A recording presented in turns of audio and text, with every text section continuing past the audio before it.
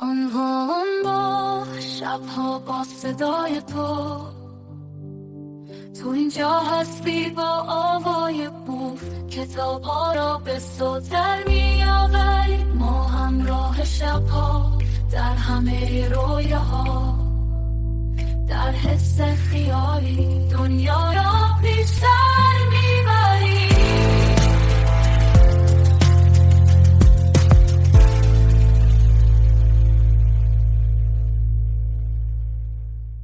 روزی که یتیم شدیم، نوشته آیدا خادم، نشر آوای بوف، راوی نوای آزادی، امور فنی و انتشار قاسم قرداغی، موضوع رمان، تولید صوتی آوای بوف.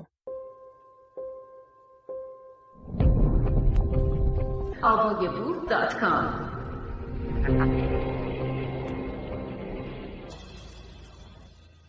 فهرست: پیش درآمد، فصل اول، فصل دوم، فصل سوم، فصل چهارم، فصل پنجم، فصل ششم الی فصل 14 و در نهایت در صفحه 109 میرسیم به فصل آخر. پیش درآمد: گوشه تاکسی مچاله شدم. میترسم از این سر و صداها، از این هرج و مرج. با اضطراب دست به ریش اصلاح نشده‌ام میکشم. به خواهرم نگاه میکنم. پیداست او نیز همین احساس را دارد. دستانش را میگیرم و برای قوت قلب کمی فشار میدهم. به من لبخند میزند. راننده میگوید از این جلوتر نمیشود رفت. هر سه پیاده میشویم و سعی میکنیم راهمان را از بین جمعیت باز کنیم. حواسمان هست کسی جا نماند. تمام تلویزیون‌های موجود در مغازه‌ها، کافه‌ها و رستوران‌ها در حال پخش سخنرانی سران ارتش هستند. اکنون او را فریبکار خائن می‌نامند. جمعیت زیادی بی هدف در خیابان‌ها ازدحام کردند و گهگاه موافقین و مخالفینش با یکدیگر درگیر می‌شوند. کشور را هرج و مرج فرا گرفته است. باید مراقب باشیم. هر کسی را ممکن است به ظن وفاداری و خدمت در دستگاه او دستگیر کنند. دنبال دلیل نیستند. کافی است کسی ادعایی را مطرح کند. ظاهراً ادعی زمان را برای انتقام مناسب تشخیص دادند. از کسی آدرس میپرسم. مشکوک نگاهم میکند. میترسم مرا شناخته باشد. سر و صدا در انتهای خیابان بلند می شود و حواسش را پرت می کند. از او فاصله می گیرم. باید هرچه زودتر برویم. کمی که راه می رویم بر می گردم. از دور دارد نگاهم می کند. قلبم فرو می ریزد. فقط امیدوارم لابلای جمعیت گممان کند. کسی در گوشم زمزمه می کند. اونجاست. رسیدیم. عجله کنید. هرج و مرج به آنجا هم سرایت کرده است. مراحل اداری به درستی انجام نمی شود. اما شاید این برای ما بهتر باشد. بالاخره رد می شویم و از خوشحالی یکدیگر را در آغوش می گیریم. امیدواریم اکنون دیگر در امان باشیم. فصل اول. جناب مستدام با جلال و جبروت همیشگی خود وارد صحن مجلس شدند. همه به احترام ایشان برخاستیم و سر تعظیم فرود آوردیم.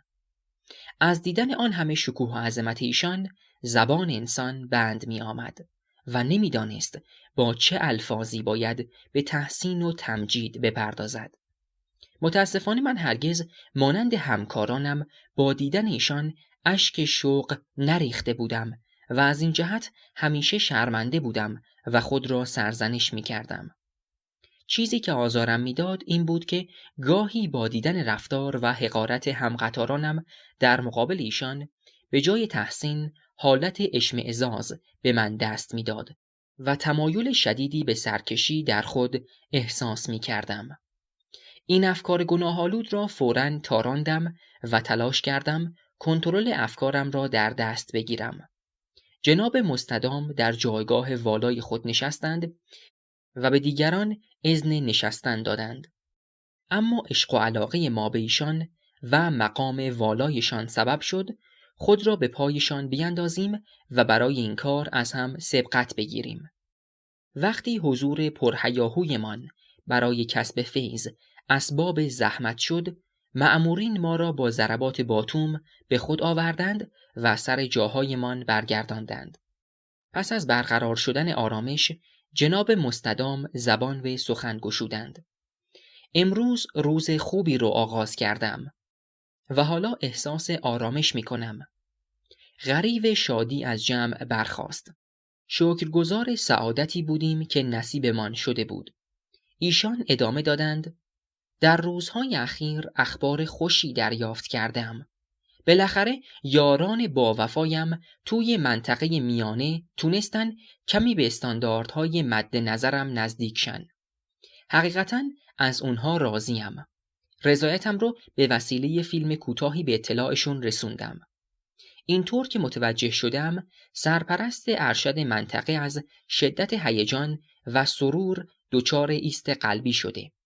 سپس به احترام متوفا لحظاتی کوتاه مکث فرمودند و اضافه کردند: تا آخرین نفس به نظام وفادار ماند و به همین سبب چنین مرگ شایسته‌ای نصیبش شد.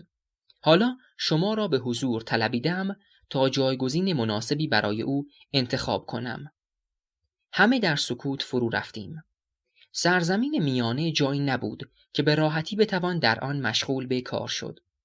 شایعه بود منطقه نفرین شده است که نیروهای انتصابیش یا خیانت می کنند و یا اعدام می شوند یا با افسردگی شدید کار خود را رها می کنند.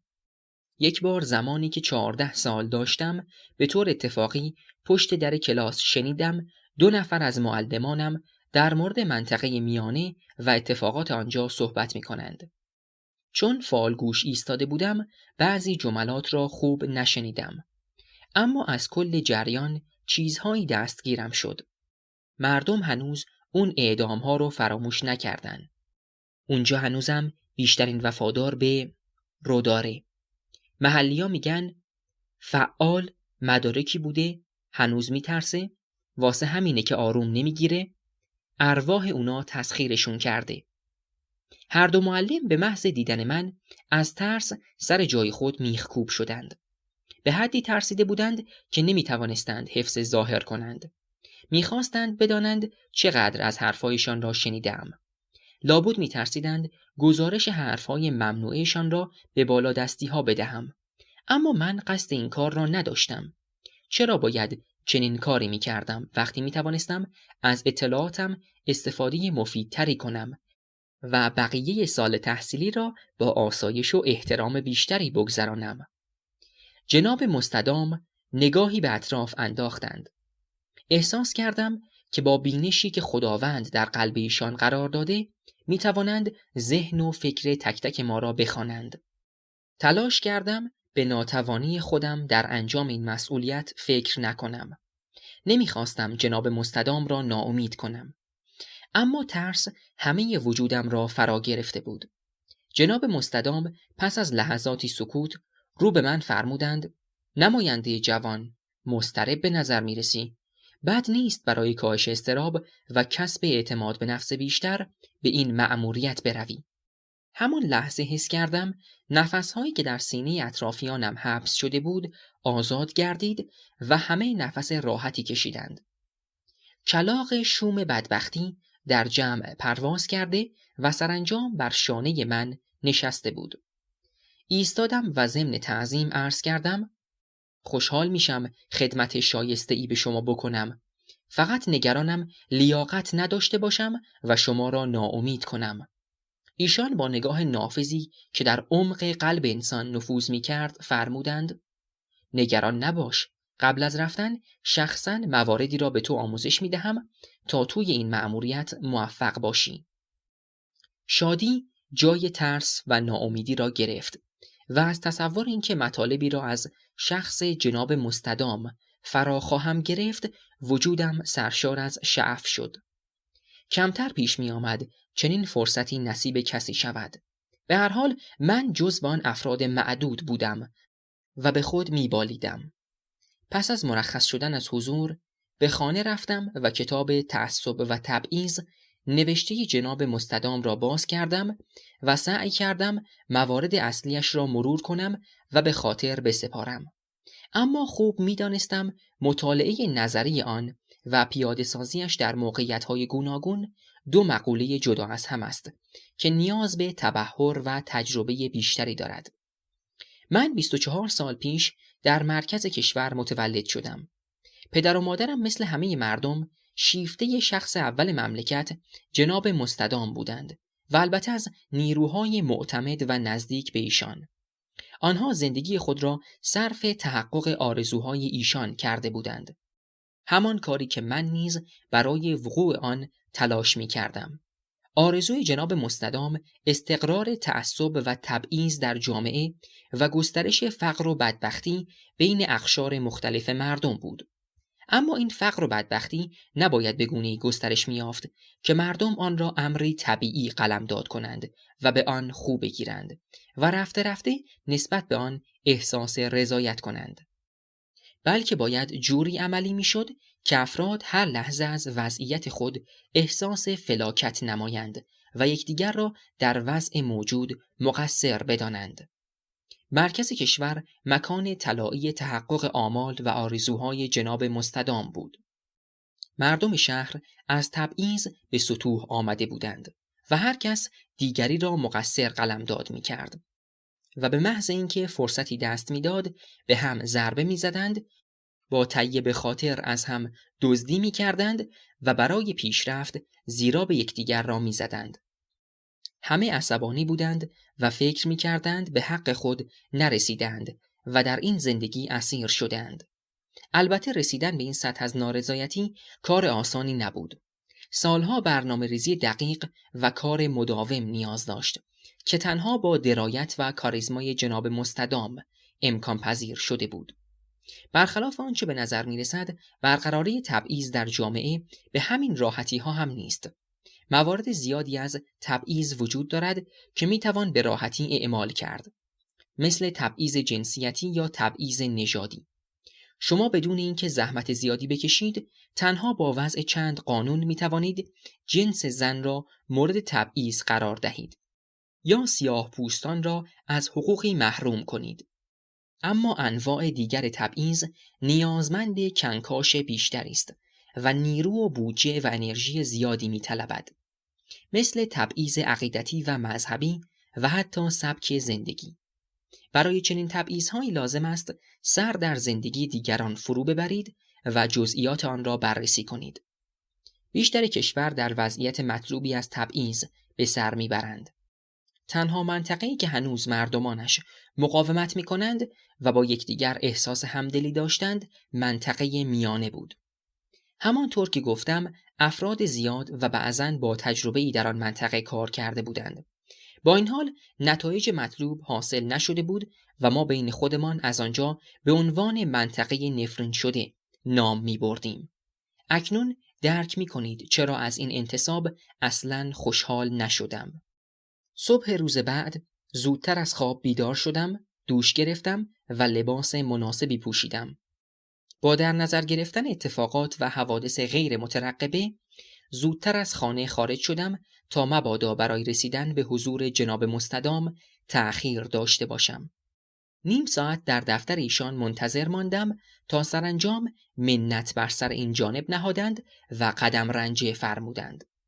وقتی از کنارم عبور کردند و وارد دفتر کار خود شدند، از شوق لرزیدم. پس از گذشت حدود 45 دقیقه زنگی به صدا درآمد و با اعلام منشی وارد شدم. اتاق بزرگ و روشن بود و مانند شخصیت جناب مستدام به سرعت انسان را تحت تأثیر قرار میداد. چشم چرخاندم. جناب مستدام در گوشه‌ای از اتاق روبروی نقشه کشور که به دیوار آویزان بود ایستاده بودند. نقشه با انبوهی از نقطه‌های رنگی پوشیده شده بود. لحظاتی بعد جناب مستدام همانطور که پشتشان به من بود با دست اشاره کردند نزدیکتر بروم. با سری افکنده از خضوع و با قدم‌هایی سست اندکی عقب‌تر از ایشان ایستادم.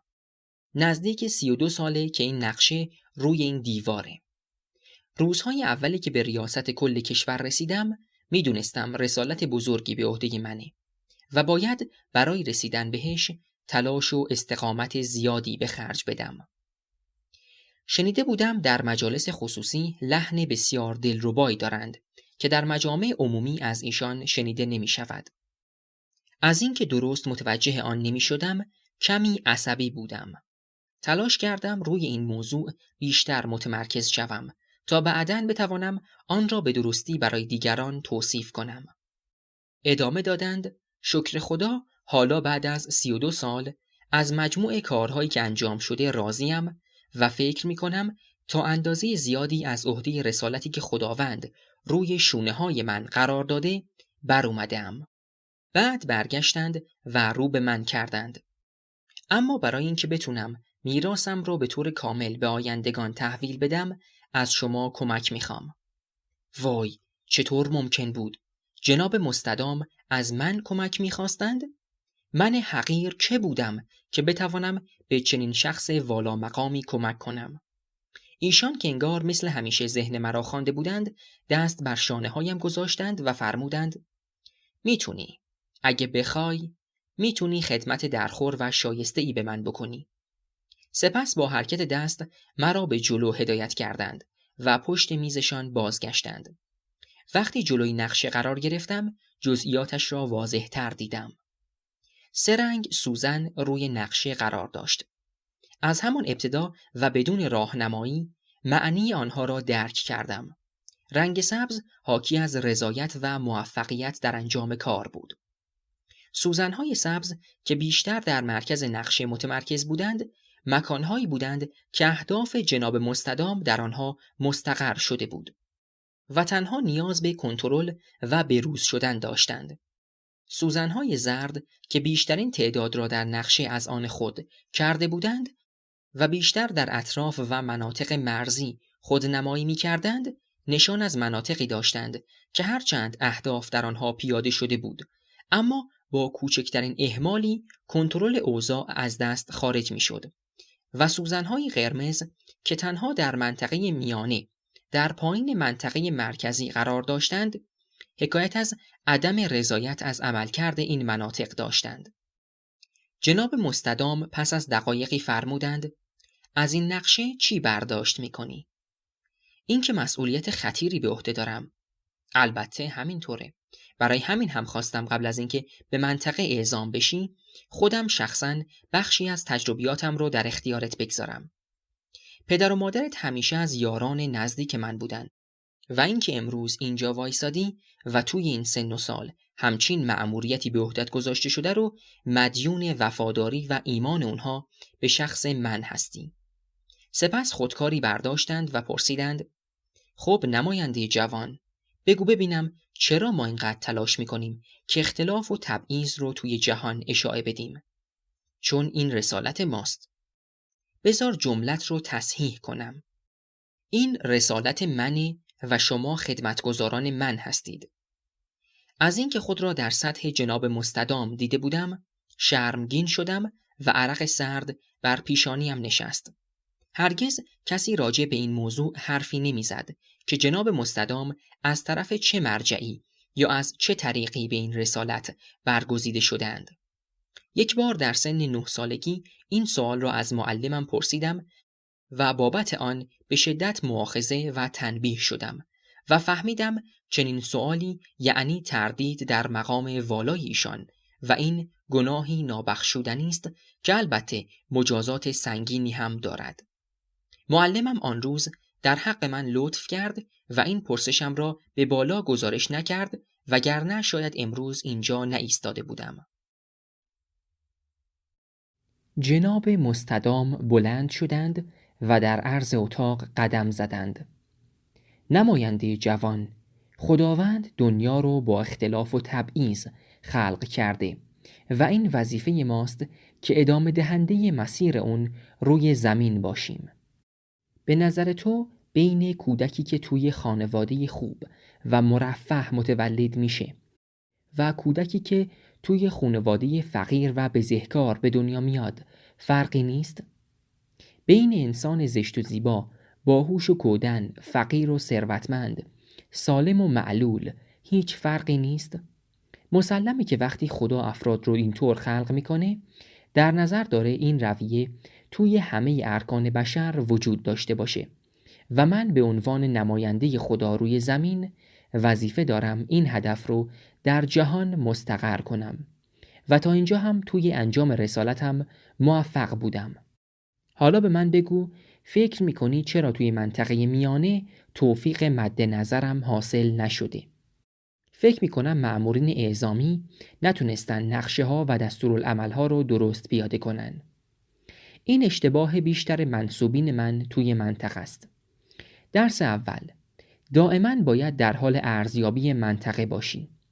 به جای اینکه مثل یک ماشین مدام در حال پیاده سازی دستورالعمل های معمول باشی، گاهی باید ابتکار عمل رو به دست بگیری و روش ها رو تغییر بدی.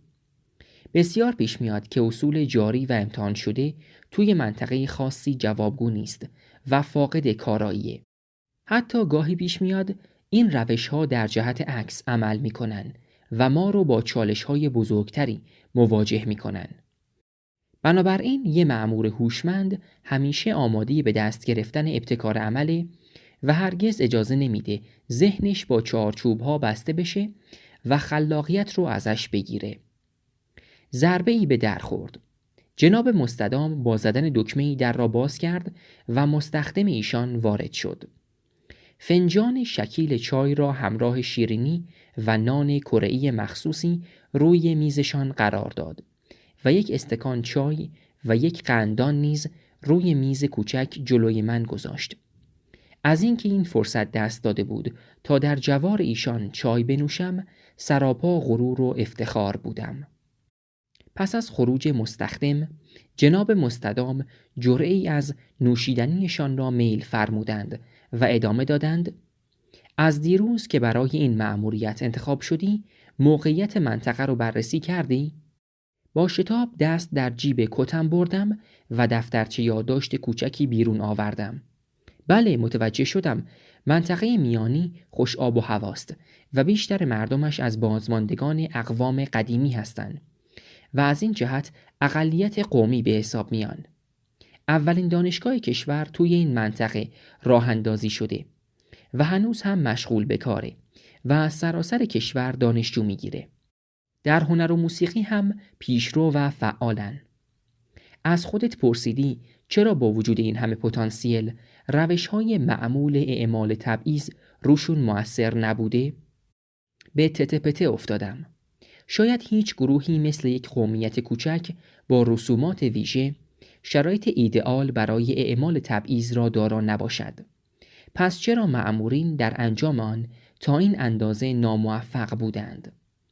جناب مستدام وقتی فهمیدند از دادن پاسخ عاجزم، فرمودند: درس دوم، مراقب ظلم عادلانه باش. تبعیض‌های گروهی اغلب فاقد کارایی لازم برای ایجاد نارضایتیه. ظلمی که گریبان تمام یک گروه یا یک جامعه رو بگیره میشه خود عدالت و مردم خیلی زود اون رو به عنوان بخشی از زندگی روزمره‌شون میپذیرن. اینطور تبعیض‌ها ممکنه به ایجاد اختلافات کلی بین دو قوم، دو شهر یا دو گروه منجر بشه. اما داخل یک مجموعه نه تنها کارایی نداره، بلکه حتی خطر ایجاد وحدت و همدلی رو چند برابر میکنه. بنابراین باید خیلی حواست باشه که فقط به این جور تبعیض‌های کلی قناعت نکنی. باید تک تک افراد جامعه رو مورد بررسی قرار بدی و برای هر فرد شرایط خاص و متناسب همون فرد رو اعمال کنی. بعد انگشت مبارکشان را در هوا چرخاندند و فرمودند: مورد به مورد. به سرعت مشغول یادداشت برداری از بیانات والا حضرت شدم.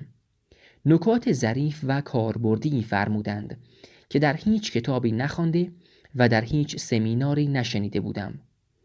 انگار داشت درهای جدیدی از اعمال ظلم و ستم پیش رویم گشوده می شد. درس سوم، هرگز اجازه نده تحمل ظلم و تبعیض برای افراد مفهوم معنوی و روحانی پیدا کنه.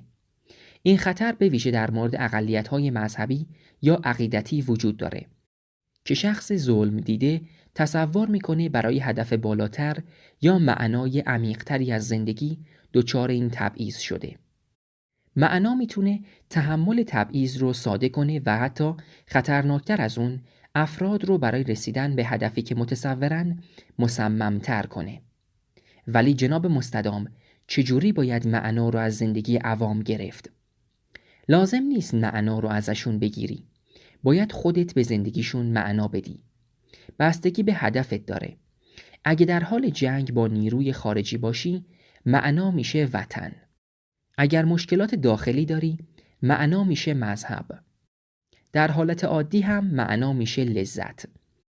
لذت طلبی یه محرک بی‌نظیر برای ریختن بنیادهای اخلاقیه. متاسفانه در جامعه ما گرایش به اخلاقیات هر روز داره بیشتر میشه و این باید یه زنگ خطر برای ما باشه. وقتی هدف اصلی زندگی ما و به خصوص جوانهای ما لذت باشه، دیگه صداقت و وفاداری و امانت و غیره مفهومی توی جامعه نخواهد داشت و این یعنی یه بستر مناسب برای باقی قدم‌ها. بنابراین همواره تلاش کن زندگی رو در نظر مردم بی‌معنا کنی و تا سطح نیازهای جسمی کاهش بدی. در نهایت درس آخر یادت باشه انسان موجود پیچیده‌ایه. با هر شرایطی خو میگیره و دلخوشی میسازه و باز شروع میکنه به خاطره سازی. همین خصوصیت انسانه که کار رو برای ما تا این حد سخت میکنه. بی توجه به جایگاه هم وسط صحبتهای والا حضرت پریدم. ولی انسان خیلی فراموشکاره. جوری به شرایط عادت میکنه که انگار همیشه اینجوری زندگی میکرده. اشکال نداره. تو نذار یادشون بره. مثلا هرگز مدت زیادی به یه روال عمل نکن. گاهی از شدت سختگیری ها کم کن. بذار مثل سگی که قلادش رو شل کردن یکم احساس آزادی کنن. بعد به محض اینکه چند قدمی جلوتر رفتن دوباره قلادشون رو محکم بکش. اینطوری فشار رو مضاعف احساس میکنن. راه دیگه اینه که درصد بسیار کوچیکی از جامعه باید از انواع و اقسام رفاه برخوردار باشن. به این افراد که میتونن از نزدیکان خودت باشن یا از کسایی که خوب خوش خدمتی میکنن اجازه بده تا جایی که مایلن صاحب همه چی باشن. فراموش نکن فساد و پارتی بازی از ارکان سازنده جامعه ایدئاله. هرچی بیشتر و عیانتر نتیجه مطلوبتر. افراد در همچین شرایطی نه تنها تبعیض رو با عمق بیشتری درک میکنن بلکه اتحاد و محبتشون به همدیگر رو هم از دست میدن. توی این جوامع مردم معمولاً 3 دسته میشن. اول دسته فاسد، دوم دسته‌ای که تلاش میکنن با نزدیک شدن به طبقه فاسد بهره کوچیکی از امکانات ببرن و سوم دسته عوام که اغلب از حقوق سادهشون هم محرومن و چون بیورزن و کاری ازشون بر نمیاد تخم نفرت از دسته اول و دوم رو توی قلبشون میکارن. این یعنی یه قدم نزدیکتر شدن به جامعه ایدئال. جناب مستدام پس از این فرمایشات دست بلند کردند و به من اشاره کردند برخیزم. کافیه، خسته شدم. اینها مهمترین نکاتی بودند که باید یاد می گرفتی. حالا برو تلاش کن توی مأموریتت موفق باشی و فراموش نکن آدم‌های شکست خورده توی دستگاه من جایی ندارن. همانطور که تعظیم کرده بودم بدون اینکه پشتم را به والا حضرت کنم عقب رفتم و از در خارج شدم. منشی ایشان که همراه محافظین پشت در بود به محض دیدن من با تشر گفت ایشون رو خیلی خسته کردی. شانس آوردی مأموریت مهمی داری وگرنه حداقل مجازات خسته کردن ایشون 8 سال حبسه. تشکر کردم و به خانه برگشتم. چمدانم را برداشتم و چند دست لباس، وسایل اصلاح و قاب عکس خانوادگی را در آن گذاشتم. این تنها تصویر من از پدر و مادرم بود. در این عکس حدوداً 3 ساله بودم و روی زانوی مادرم نشسته بودم. پدرم بالای سر ما ایستاده بود. من میخندیدم اما والدینم غمگین بودند و چشمان بیفروغی داشتند. مثل بیشتر مردم کشورم. والدینم چند ماه پس از گرفتن این عکس در عملیات سریعی که هرگز جزئیاتش برایم فاش نشد کشته شدند و از آنجا که هر دو از یاران با وفای جناب مستدام بودند، دولت سرپرستی مرا به عهده گرفت. با بیشترین امکانات رشد کردم و وقتی به سن قانونی رسیدم با اراده و انتخاب خودم وارد دستگاه خدمت به دولت شدم. شاید به این ترتیب می توانستم دینم را به پدر و مادرم و مهمتر از آنان به جناب مستدام ادا نمایم. در ابتدا مسئولیت‌های کوچکی به من محول می شد. اما رفته رفته کفایت و سنگدلیم شرایط را برای به عهده گرفتن مسئولیت‌های سنگین‌تر هموار کرد و سرانجام در 24 سالگی به مقام نمایندگی مجلس مستدام رسیدم.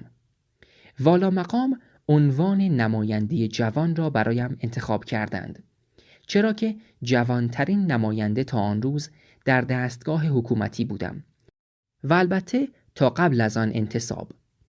دیروز طی مراسمی پست خود را تحویل دادم و سرپرستی منطقه میانه را به عهده گرفتم.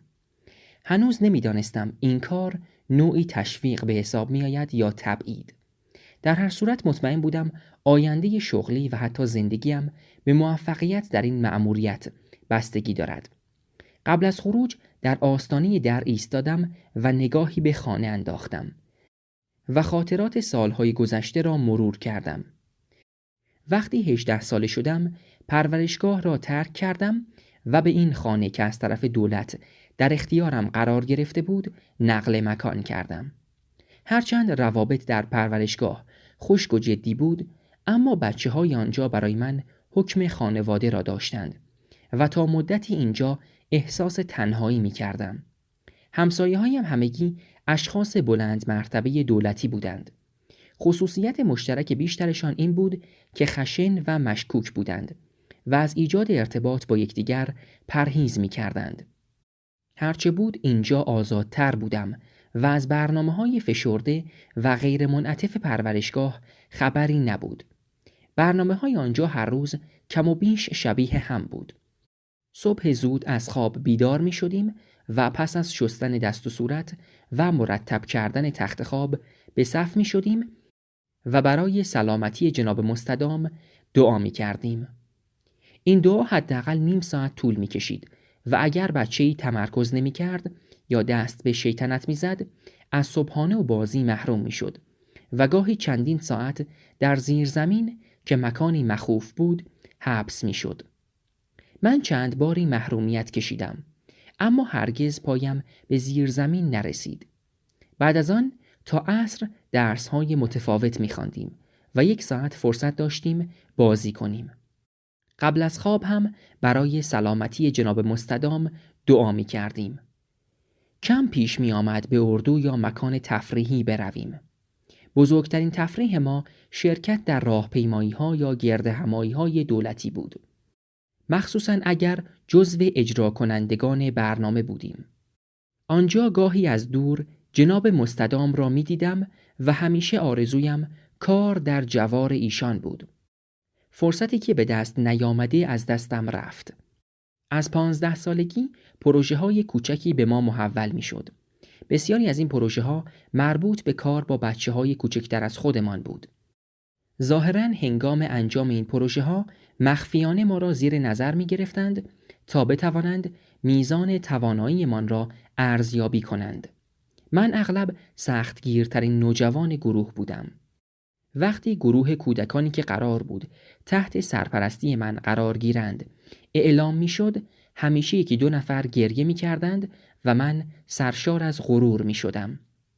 همین شد که در جشن تولد 18 سالگیم 2 نفر به دیدنم آمدند و خیلی زود مقدمات حضورم در پروژه های مهمتر دولت فراهم شد و خانه و ماشین در اختیارم قرار گرفت.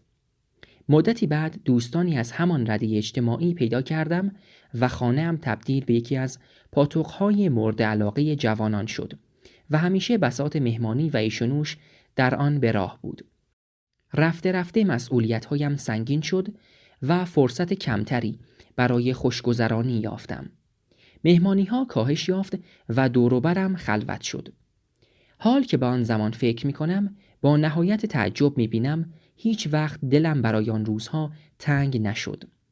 همواره حتی در اوج تفریح احساس تنهایی و خلأ می‌کردم و هرگز قلبم به سکون و آرامش نرسید. با وجود این در دل امیدوار بودم روزی دوباره به این شهر و این خانه برگردم. با خود گفتم خدا رو چه دیدی؟ شاید موقع برگشت یک کاخ در انتظارت باشه. با این امید طبق خواسته مسئول تدارکات کلید رو روی پیشخوان جلوی در رها کردم و قدم در مسیر سرنوشت گذاشتم. لیموزین دولتی جلوی خانه انتظارم را می کشید. چند ساعتی سفر با جت سوپرلوکس دولت و یک استقبال رسمی و شایسته و سرانجام در موقعیت جدید بودم. فصل دوم. AvoyaBook.com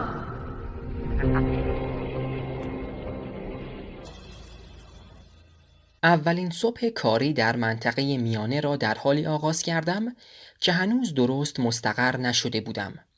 شب گذشته ساعت 12 ماشین تشریفات مرا به خانه جدیدم رساند و قبل از اینکه بتوانم تمام زوایای خانه را بررسی کنم خوابم برد. تصمیم داشتم عصر زودتر برگردم و موقعیت مکانی ملک را بررسی و مایحتاجم را تهیه کنم.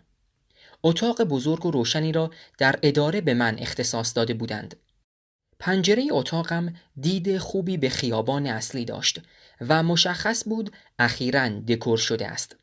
حدس می زدم مسئول تشریفات جهت دکوراسیون اتاق مبلغ هنگفتی بودجه دریافت کرده، 1/3 را صرف پروژه و باقی را صرف امور شخصی نموده است. این قبیل امور مسائل رایج و نچندان مهمی بود که در تمام ارگانهای اداری از پایین ترین رتبه تا بالاترین مرتبه جریان داشت و برای کسی حائز اهمیت نبود. مسئله اصلی تأمین بودجه برای زندگی لوکس افراد دولت بود که رفته رفته داشت سخت می شد. من تا به حال در فکر جمع کردن اموال شخصی نبودم. همیشه خانه و ماشین دولتی در اختیارم بود و حقوقم کفاف بریز و به پاشهایم را میداد. ولی اخیراً حس می کردم کم کم باید خودم را جمع و جور کنم، چرا که آینده ممکن بود به روشنی امروز نباشد. مرگ جناب مستدام یا ورشکستگی اقتصادی کشور ممکن بود اوضاع را کاملاً تغییر دهد. همانطور که چای می نوشیدم رفت و آمد مردم را از پشت شیشه نظاره می کردم. عجیب بود که احساس خوبی به این منطقه داشتم. به نظرم اینجا می توانست همان سکوی ترقی باشد که همیشه دنبالش می گشتم. ضربه‌ای به در خورد و شخصی وارد شد. سلام جناب نماینده جوان. خندیدم. دیشب هم گفتم لقب من دیگه این نیست. جناب مستدام موقع اعزام من رو امید والا خطاب فرمودن. چه عنوان برازنده ای. حقیقتا هم امید والا حضرت به شماست. امیدوارم با حضورتون نتایج مطلوبی حاصل بشه. خب شما بفرمایید چیکار دارید و سمتتون چیه؟ بله من معاون مشاور سوم هستم. چند تا مشاور زیر نظر من کار میکنن؟ 7 مشاور زیر نظر شما هستن که هر کدوم 7 معاون دارن و معاونین هم هر کدوم 7 بازوی اجرایی دارن. سرانگشتی محاسبه کردم و با تعجب پرسیدم این همه نیرو برای منطقه به این کوچیکی به نظر شما زیاد نیست؟ به سرعت یاد نظر جناب مستدام افتادم. اینها همان گروه محدودی بودند که قرار بود از انواع نعمتها برخوردار باشند. بنابراین فوراً تغییر عقیده دادم و سوال دیگری پرسیدم. خب بفرمایید کار مشاور سوم چیه؟ مشاور سوم امور مربوط به تشریفات و مراسم دولتی رو برنامه ریزی و اجرا می کنن.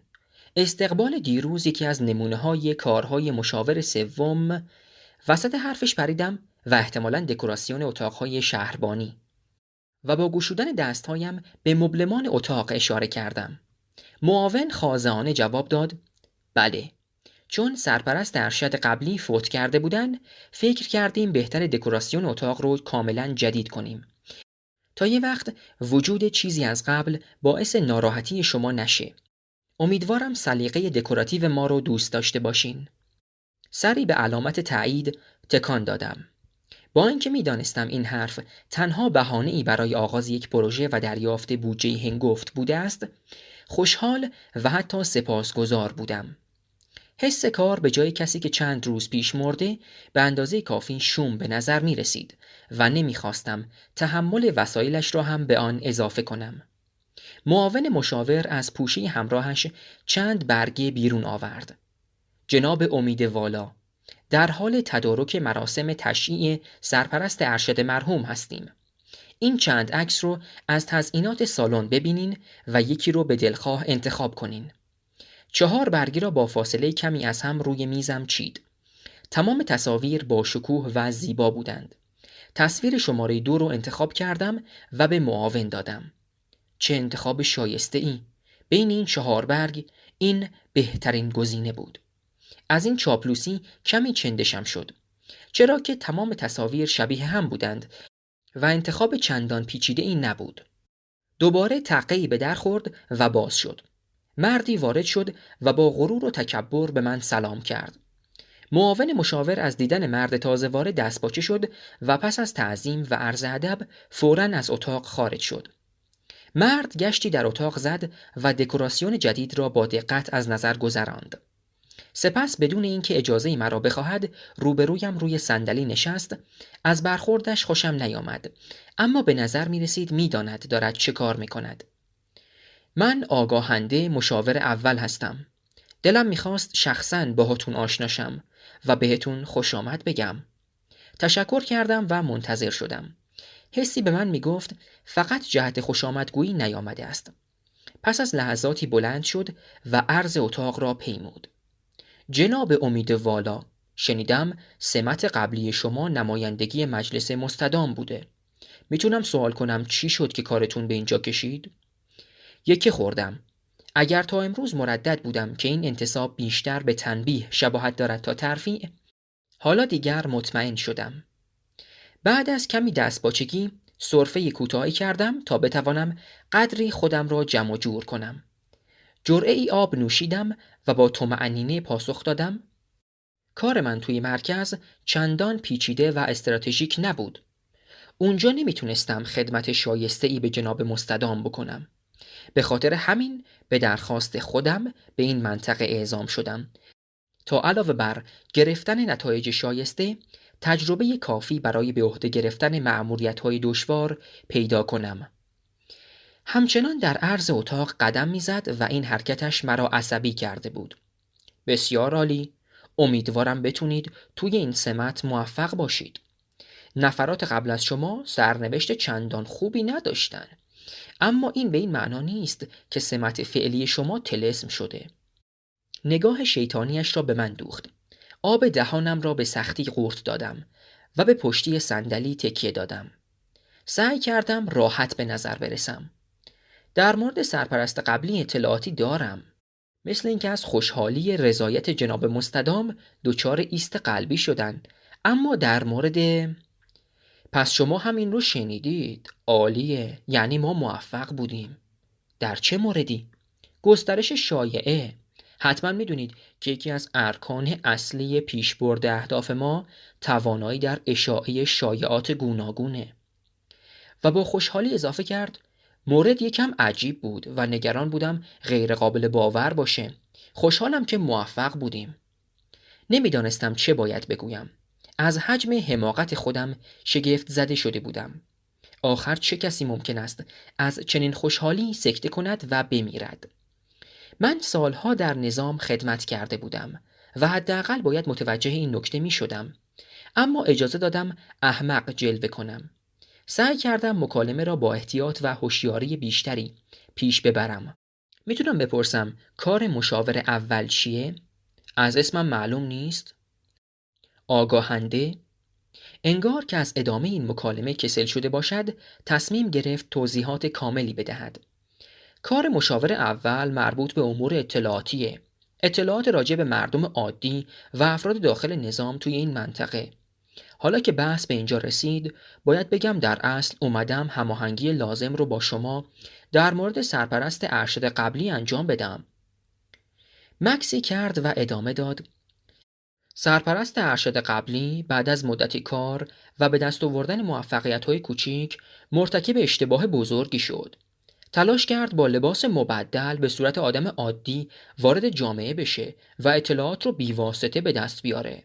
اما بعد از مدتی و احتمالاً در اثر معاشرت با عوام در انجام وظایفش دچار تردید شد و وقتی فهمید اطلاعات تمام کمکاریاش به مرکز مخابره شده، از ترس مجازات مخوفی که در انتظارش بود خودکشی کرد.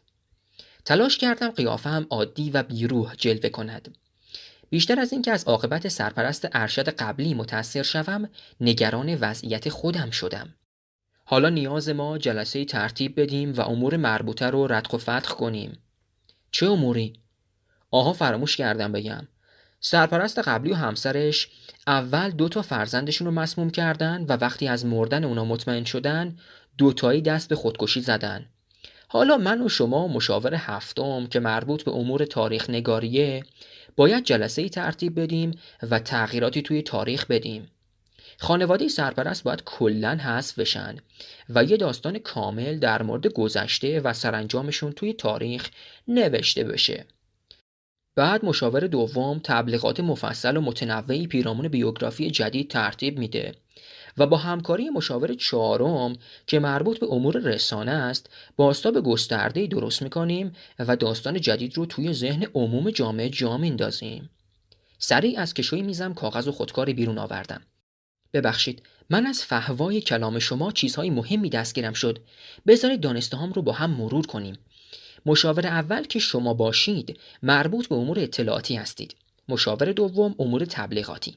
معاون مشاور سوم رو هم ملاقات کردم و فهمیدم مسئول تدارکات و تشریفاته. مشاور چهارم امور رسانه‌ای و مشاور هفتم تاریخ نگاری. میتونم بپرسم مسئولیت مشاور پنجم و ششم چیه؟ مشاور پنجم امور اجرایی رو به عهده داره و مشاور ششم مسئول ارزیابی موقعیت‌ها و عملکرد است. در حالی که موارد رو یادداشت می‌کردم با خودم تکرار کردم: اجرایی، ارزیابی. جناب آگاهنده روی صندلی نشست و متکبرانه پا روی پا انداخت. جناب امید والا، محض آگاهی باید به عرض شما برسونم که هرچند شما سرپرست ارشد منطقه هستید و من به ظاهر مشاورتون، اما کلیه امور شما از طریق من با جناب مستدام هماهنگ میشه. شما دستورات ایشون رو از من دریافت میکنید و اگه لازم باشه برای تصمیم گیری با من مشاوره میکنید. شاید کسی این موضوع رو ندونه، چون من به شخصه در پرده هستم که مهره ها رو میچینم و معتمد سران نظام توی منطقه هستم. به نظرم رسید بهتره به این مسئله واقف باشید تا بعداً با هم به مشکل نخوریم. بعد بلند شد و به طرف در راه افتاد. حضور مشاورین دیگه توی جلسه فردا ضروری نیست. نتیجه مذاکرات بعداً به اونا ابلاغ میشه و برنامه‌ریزی‌های لازم صورت میگیره. به مشاور سوم گفتم در تدارک یه مراسم ترحیم شایسته برای کسی باشه که در راه خدمت به نظام مرده. قبل از اینکه بیرون برود کمی مکث کرد. مردد بود حرفی را بزند یا خیر. در نهایت برگشت و در حالی که صدایش را پایین آورده بود گفت: لازم نیست کسی از محتوای جلسه فردا مطلع بشه. مجبور شدم 2 بازوی اجرایی مسئول کنترل و استراق سمع سرپرست ارشد قبلی رو با یه تصادف ساختگی حذف فیزیکی کنم. چون موضوع خطیری بود و مربوط به آبروی نظام نمیتونستم ریسک کنم. پس لطفاً حواستون رو جمع کنید تا این جریان تلفات بیشتری به بار نیاره. سری به علامت تایید تکان دادم و آگاهنده اتاق را ترک کرد. روی صندلیم وا رفتم. ترسیده بودم. چرا این مطلب رو به من اطلاع داد؟ آیا مرا معتمد خود یافته بود یا میخواست به این ترتیب به من هشدار دهد؟ البته که گزینه دوم منطقی تر به نظر می رسید. اما من هم قرار نبود به این راحتی تسلیم تهدیدهای او بشم. عصر در مسیر بازگشت به خانه فکر و خیال لحظه ای رهایم نمی کرد. چرا جناب مستدام مرا به این منطقه فرستادند؟ آن هم در چنین شرایط بحرانی و بدون اینکه اطلاعات کافی در اختیارم بگذارند. چرا سرپرست ارشد قبلی شخصاً برای کسب اطلاعات اقدام کرده بود؟ فهمیدن چه موضوعی او را در انجام وظایفش مردد کرده بود؟ آیا حرف مشاور اول از موقعیتش صحت داشت یا از عدم آگاهی من سوء استفاده کرده و برای خود جایگاه ویژه‌ای قائل شده بود؟ چرا جناب مستدام نحوه ارتباط با خود را برای من مشخص نکردند؟ اصلاً من و خانواده‌ام که همیشه وفادار به نظام و شخص مستدام بودیم، چرا مرا به این منطقه نفرین شده تبعیدی فرستادند؟ مگر ناخواسته خطایی از من سر زده بود یا در میزان وفاداریم تردیدی وجود داشت؟ هرچه بیشتر راجع به این موضوع فکر می‌کردم بیشتر متقاعد می‌شدم که این مأموریت یک فرصت ویژه است و با موفقیت در آن آینده‌ام تضمین می‌شود. فکر می‌کردم حتما جناب مستدام پتانسیل خاصی در من دیدند که مرا برای چنین مأموریتی انتخاب کردند.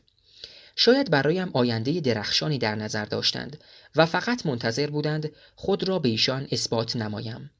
با این فکر قدری آرام گرفتم و مصمم شدم به هیچ وجه ایشان را ناامید نکنم.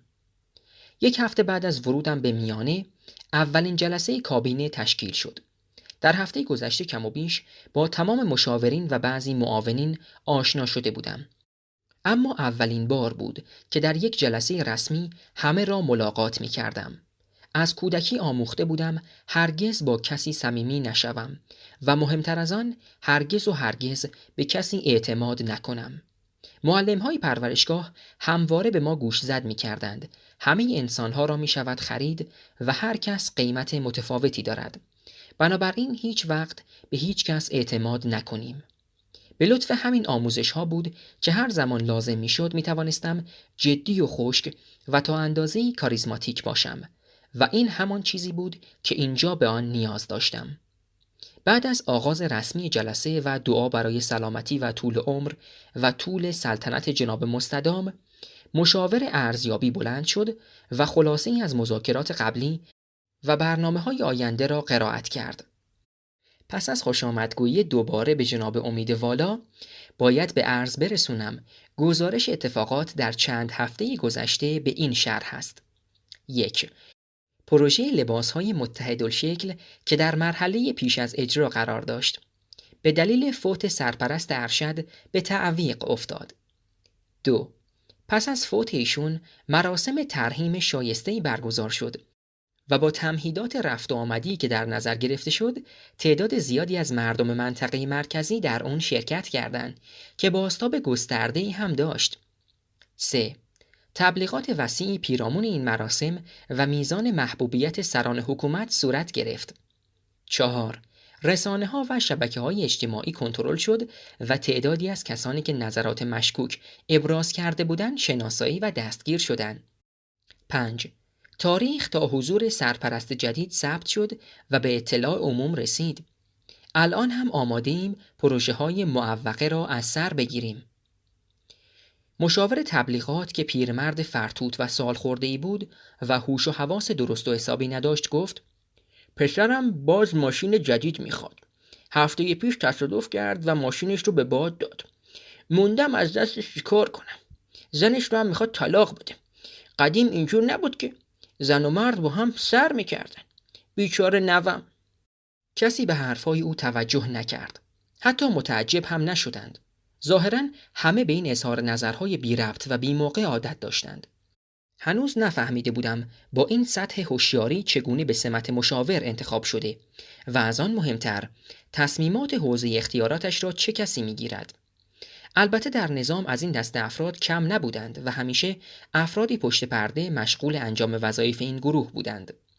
حتی پیش می آمد بعضی از این اشخاص چندین سمت استراتژیک داشتند که تحصیلات و تخصص ویژه می طلبید. اما جناب مستدام با حضورشان مشکلی نداشتند و به نظرشان صرف وفاداری آنها برای اخذ این سمتها کافی بود. پس از اینکه جناب ارزیاب گزارشش را تمام کرد، مشاور اجرایی به حرف آمد. طبق مذاکرات قبلی، تصمیم بر این بود که یه لباس فرم و متحدالشکل برای خانوما و آقایون در نظر گرفته بشه و همه ملزم به پوشیدن اون باشن. پیشنهاد شده بود لباس‌ها تیره و گشاد و فاقد عناصر زیبایی باشن تا پوشیدنشون در سطح جامعه باعث ایجاد افسردگی بشه و بتونه خلاقیت رو حداقل در زمینه طراحی لباس تا حد زیادی مهار کنه. جناب آگاهنده با همان تکبر همیشگی گفت: طرح لباس‌ها آماده شده و به زودی ارائه میشه. فراموش نکنید این لباس‌ها قراره توی کارخونه پسر من به صورت انبوه تولید و عرضه بشه. حضور هیچ رقیبی رو توی این بازار تحمل نخواهم کرد. نارضایتی در جمع موج میزد، اما کسی توان مخالفت با او را نداشت. همانطور که حدس میزدم همه به نوعی از آگاهنده حساب می‌بردند و تصمیم نداشتند با او از در لجبازی و مخالفت درآیند. به نظر می آمد اکنون زمان آن است که آموخته‌هایم را به رخ دیگران بکشم و جایگاهم را بین مشاورین محکم کنم. برخاستم و آهسته به سمت پنجره رفتم و به بیرون نگاه کردم. متوجه شدم این حرکت تمام توجهات را به من معطوف کرده. بنابراین با طمأنینه شروع به صحبت کردم.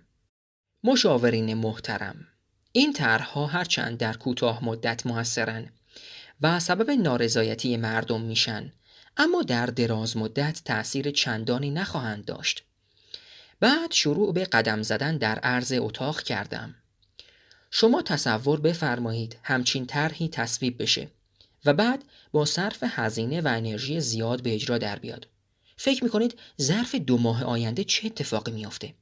وقتی مقاومت اولیه از بین بره و مردم این طرح رو به عنوان جزئی از زندگیشون بپذیرن، خیلی زود بهش خو میگیرن و پروژه به سرعت زشتی و نفرت انگیز بودنش رو از دست میده. جناب مستدام اصطلاحی دارن که در اینجا بسیار مفید فایده خواهد بود. ایشون میفرمایند در اعمال ظلم هم باید ظالم بود. وقتی طرحی ولو بسیار زننده کل جامعه رو شامل بشه، مردم به اون عادت میکنن. من از همین الان میتونم پیش بینی کنم که از ماه 3 شروع به اجرای خلاقیت‌های ریز روی همین طرح لباس‌ها میکنن و تا به خودمون بیایم باز جامعه پر از تنوع شده و اون وقت باید بپذیریم طرح شکست خورده. هیچ کدوم از ما همچین چیزی رو میخوایم؟ مسلماً نه. متوجه شدم تمام مشاورین به جز مشاور تبلیغات که احتمالاً چیزی از مذاکرات دستگیرش نمیشد، مجذوب و مفتون صحبتهایم شدند. چند نفر هم از صحبتهای من یادداشت برداری میکردند. نگاهی به آگاهنده انداختم. چشم ریز کرده و دست به سینه به صندلیاش تکیه داده بود. فهمیده بود مرا دست کم گرفته است. می توانستم مارش جنگ پیشرو را از همین حالا بشنوم. اما من آن کسی نبودم که قرار بود در این جنگ شکست بخورد. مشاور 3 گفت: جناب امید والا، شما چه پیشنهادی دارید؟ به نظر شما اجرای این طرح باید متوقف بشه؟ خیر، با اندکی اصلاحات قابل اجراست. در اولین قدم فقط خانم‌ها رو مورد هدف پروژه قرار بدید. به این ترتیب فقط نیمی از جامعه درگیر این ظلم قرار خواهد گرفت و همین تحمل اون رو سخت‌تر میکنه. در دومین قدم چنانچه خانمی در برابر اجرای طرح مقاومت کرد، همسر، پدر یا برادرش رو مؤاخذه کنید. حتی میشه جریمه نقدی برای اونها رو در نظر گرفت. آقایون به مسائل مالی حساسن و چون فشار خانم‌ها رو حس نمی‌کنن، پرداخت این پول باعث تنش زیادی توی خانواده خواهد شد. بعد کمی به جلو خم شدم و دستام رو روی میز گذاشتم و با صدایی که کاملا از دیافراگم خارج میشد گفتم: آقایون، موفقیت هیچ طرحی به اندازه طرح‌هایی که اختلاف و نفرت در درون خانواده ایجاد می‌کنند تضمین شده نیست.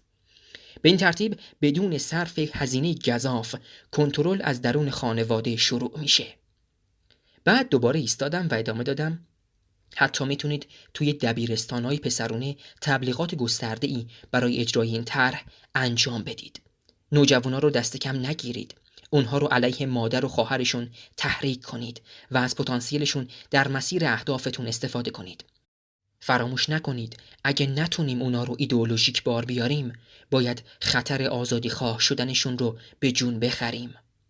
از میان جمع دستی بلند شد: جناب امید والا، مجازات شکستن قوانین برای فرد مرتکب چی باید باشه که بتونه بیشترین تأثیر رو بذاره. در مورد مجازات باید هوشمندانه عمل کنیم. مجازات‌های سنگین ممکنه باعث ایجاد دلسوزی و همدلی بین مردم بشه. مجازات این جرم باید نوعی تحقیر و بی‌آبرویی برای شخص خاطی به بار بیاره تا دیگران از اون پرهیز کنن و مایل به معاشرت با چنین فردی نباشن. توی این شرایط افراد تمایل کمتری برای شکستن قوانین نشون میدن. کمی فکر کردم و بشکنی در هوا زدم. چند روز بعد از اجرای طرح، چند نفری رو که هنوز مقاومت میکنن دستگیر کنین و به میدون اصلی شهر بیارین. مردم رو جمع کنین و ازشون بخواین انواع مواد غذایی گندیده رو به سمتشون پرتاب کنن. اما ممکنه مردم این کارو نکنن. با انگشت به سمت بیان کننده این جمله که مشاور پنجم بود اشاره کردم. درسته. اینجاست که ما باید وارد عمل بشیم. از بین بازوهای اجرایی 10-15 نفری رو به عنوان شهروند عادی به میدون شهر بفرستید. بهشون بگید با الفاظ و حرکاتشون دیگران رو تحریک کنن و قبح عمل رو در نظرشون بشکنن. وقتی هیجان عمومی ایجاد بشه، مردم به راحتی دست به کارایی میزنن که بعداً حتی خودشون هم نمیتونن باور کنن. انجام این عمل شنیع توی شهری به این کوچیکی هرگز فراموش نخواهد شد. از یه طرف قربانی‌ها و خانواده‌هاشون نفرت دیگران رو به دل میگیرن و از طرف دیگه مرتکبین این اعمال از شدت شرمندگی از قربانی‌ها و گاهی حتی از همدیگه دوری میکنن. توی همچین جامعه‌ای همبستگی از بین میره و مردم یاد میگیرن توی شرایط بحرانی نمیتونن روی هم حساب کنن. من به شما قول میدم اون وقت میشه طرح‌های زیادی رو با موفقیت اجرا کرد. صدای تشویق دستی که با تأخیر به هم میخورد بلند شد. به سمت صدا برگشتم. جناب آگاهنده با همان تشویق عجیب برخاست و به سمت من آمد. حاضرین در ادامه تشویق مردد بودند و نمیدانستند منظور اصلی او چیست. آفرین جناب امیدوالا. نسبت به سن کم و سابقه نچندان طولانی تجربیات زیادی در زمینه اداره مملکت دارید. به شما تبریک میگم. پس از آن صدای تشویق دیگران هم بلند شد. جناب آگاهنده روبروی من ایستاد و دستش را جلو آورد. با لبخندی تصنعی با او دست دادم. هرگز تا این اندازه کینه و دشمنی را نزدیک به خود احساس نکرده بودم.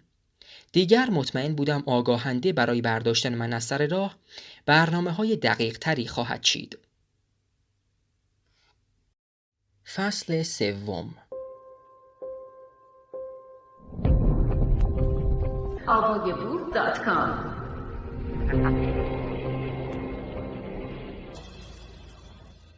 پشت پنجره اتاقم ایستاده بودم و نیم نگاهی به ساعت داشتم. 11 بود. با خودم گفتم الان است که پیدایش شود. کم پیش می آمد تأخیر داشته باشد. 2 هفته می شد که هر روز از پشت پنجره منتظر دیدنش بودم. اوایل تصادفی می دیدم که با 3 چرخه صورتی و سبدی پر از گل از جلوی اداره رد می شود. کم کم متوجه شدم همیشه حدود همین ساعت از اینجا می گذرد. موهای خرمایی لخت و پوست روشن داشت. وقتی حرکت می کرد موهایش در هوا بلند می شد و پیچ و تاب می خورد. لبخند زیبایی داشت که گرمی آن را حتی از این فاصله می توانستی حس کنی. زیبا و دوست داشتنی بود. حتی با آن لباس گشاد و زشت. دوستش داشتم. حتی با وجود این که از نزدیک ندیده بودمش.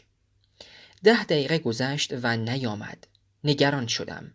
انگار از پشت شیشه به او و لبخندش وابسته شده بودم. بعد از گذشت 20 دقیقه دیگر احساس کلافگی می کردم. از اتاقم بیرون آمدم و به خیابان جلوی شهربانی رفتم.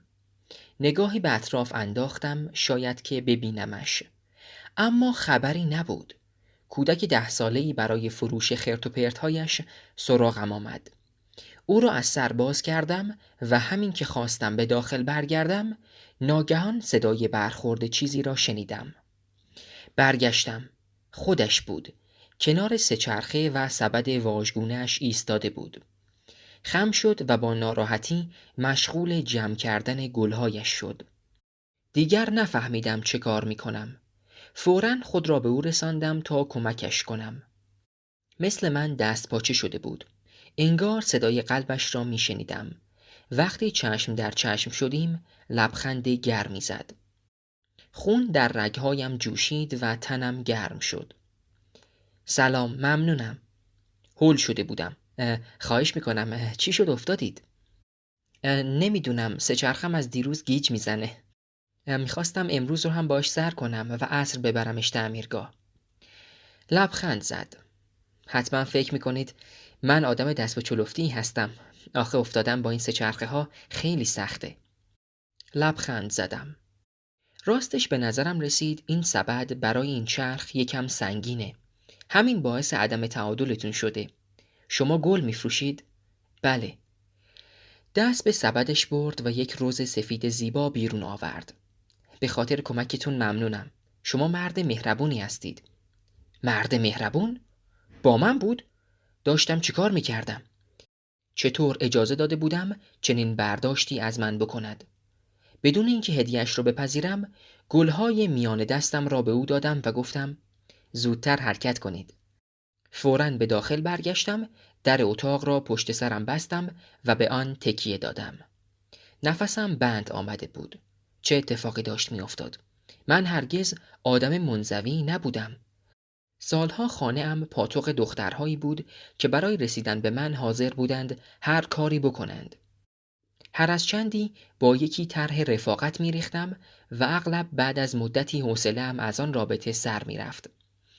نکته مشترک تمام این دوستی‌ها این بود که همیشه من آغاز کننده یا خاتمه دهنده بودم.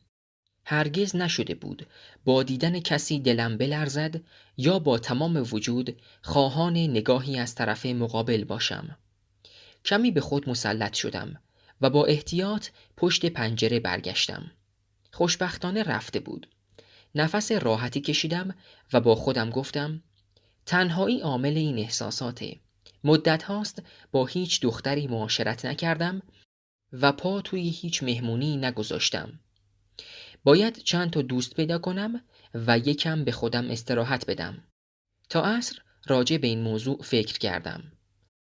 در راه بازگشت تصمیم گرفتم به تنها دوستی که در این مدت اینجا پیدا کرده بودم اعتماد کنم و اطلاعاتی بگیرم. رانی سلطنتی حداقل 10 دهه میشد که راننده تمام سرپرست‌های ارشد این منطقه بود. مردی حدوداً 50 ساله، کمی چاق، با موهای جوگندمی و چشمان مهربان. از آن دسته آدم‌هایی که بسیار قابل اعتماد به نظر می‌آیند و همیشه آرزو می‌کنی کاش پدری شبیه او داشتی. هر صبح و عصر در مسیر همراه من بود و با تعاریف جالب خود از منطقه مرا با ریزکاری‌های فرهنگی اینجا آشنا می‌کرد. کمی به جلو خم شدم. میتونم ازت بپرسم جاهای تفریحی این منطقه کجاست؟ جاهایی که معمولاً جوانها دور هم جمع میشن و خوش میگذرونن؟ در آینه نگاهی انداخت و گفت قربان، همین فردا شب مهمانی پسر مشاور دومه، یا مثلا آخر هفته؟ نه، متوجه منظورم نشدی. ببین، دلم میخواد یه جایی برم که فارغ از مسائل کاری واقعاً بهم خوش بگذره. دوست ندارم وسط رقص مجبور باشم به سوالهای کاری بقیه جواب بدم یا با هم جوری رفتار شه که انگار من رو از خودشون نمیدونن. لبخندی زد و گفت متوجه شدم. توی این منطقه بیشتر از 20 تا کلوب هست که هر کدوم مشتریهای خاص خودشون رو دارن.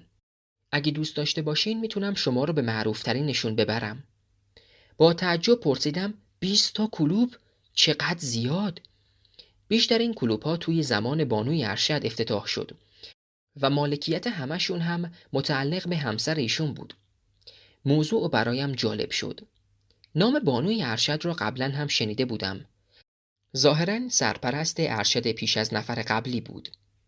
پرسیدم تو برای بانوی ارشد هم کار میکردی؟ چجور آدمی بود؟ جناب امید والا، بانوی ارشد با درایت ترین زنی بود که تا حالا دیدم.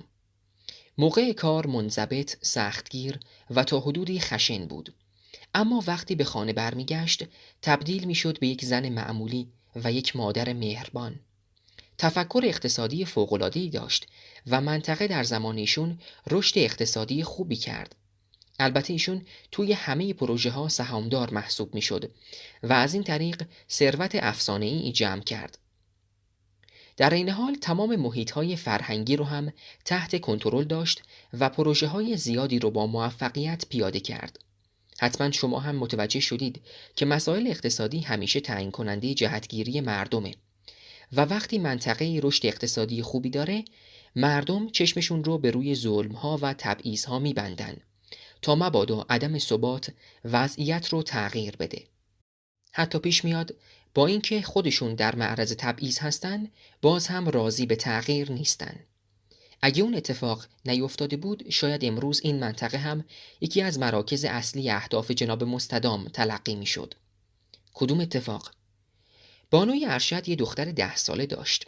یه بار که قرار بود جناب مستدام برای بازدید از منطقه تشریف بیارن، بانو و همسرش که اون زمان مشاور سوم بود تا دیر وقت برای تدارک یک استقبال شایسته کار کردن. آخر شب که به خونه برگشتن متوجه شدن فرزندشون توی خواب از دنیا رفته و پرستار بچه هم ناپدید شده.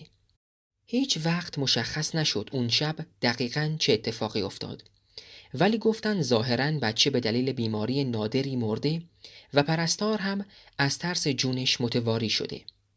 بانوی ارشد جوری عزادار شد که نتونست توی مراسم روز بعد شرکت کنه.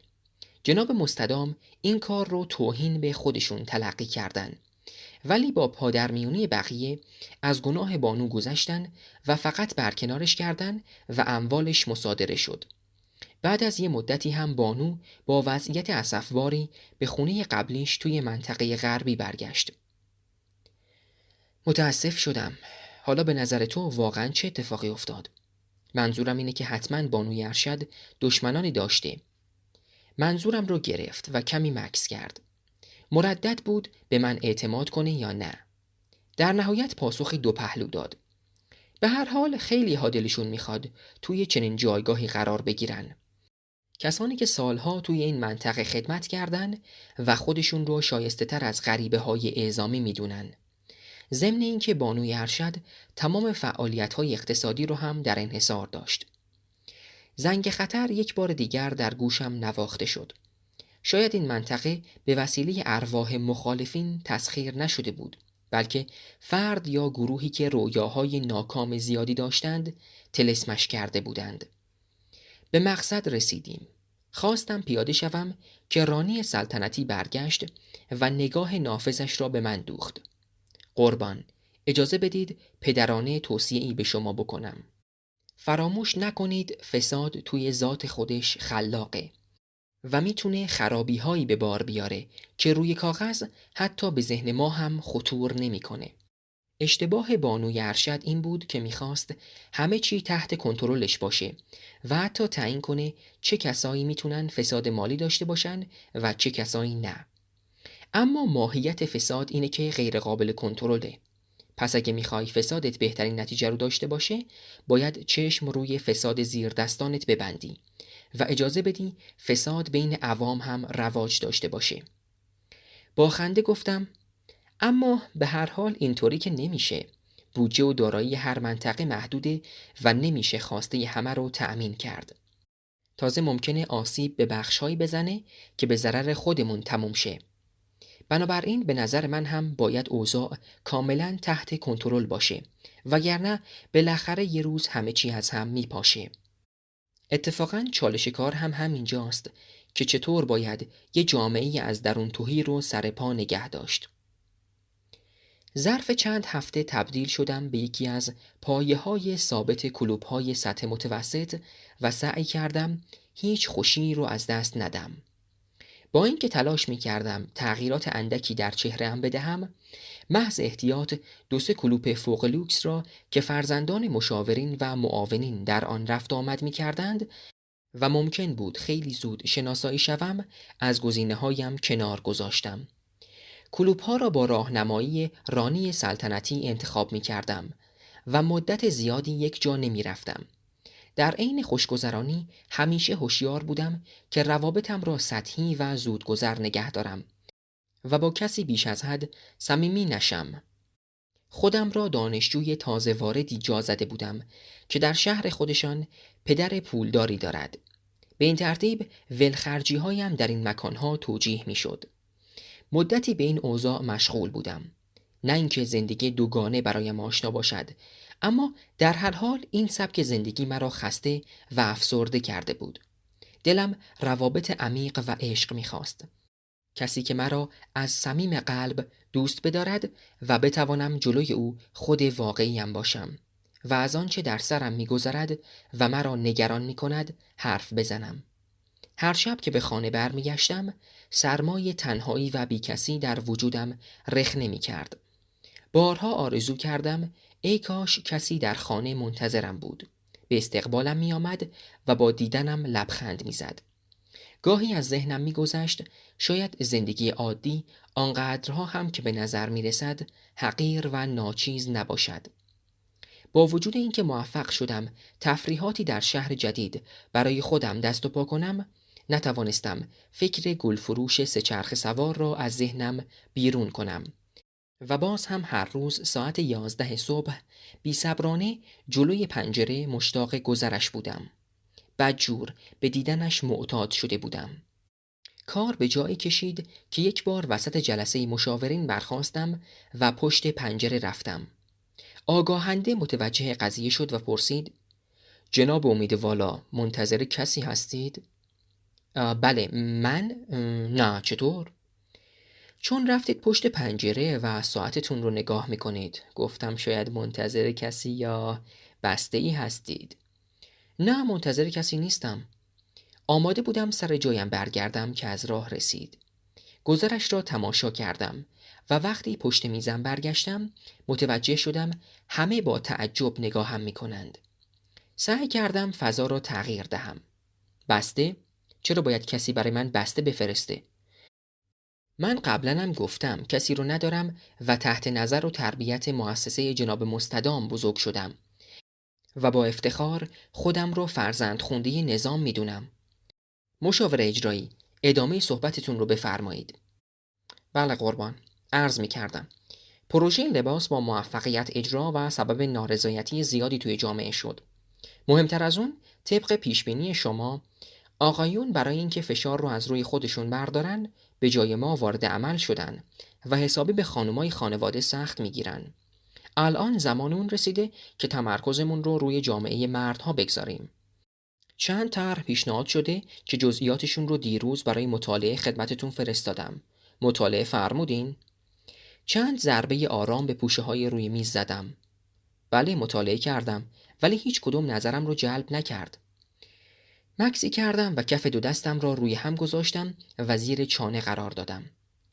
به نظر شما کدوم قسمت از زندگی برای مردها پر اهمیت تره؟ صداهای متفاوتی از جمع برخاست. پول، پیشرفت مالی، شغل، درآمد مناسب، خانواده و غیره. درسته. شغل و مسائل مالی از پر اهمیت ترین قسمت‌های زندگی آقایون هستن. اونا خودشون رو مسئول رفاه و تأمین خانواده میدونن.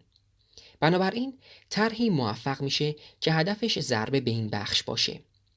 بعد ایستادم تا نگاهم از بالا به پایین باشه. مغازه ها رو پلمب کنید. جلوی اجرای تئاترها رو بگیرید.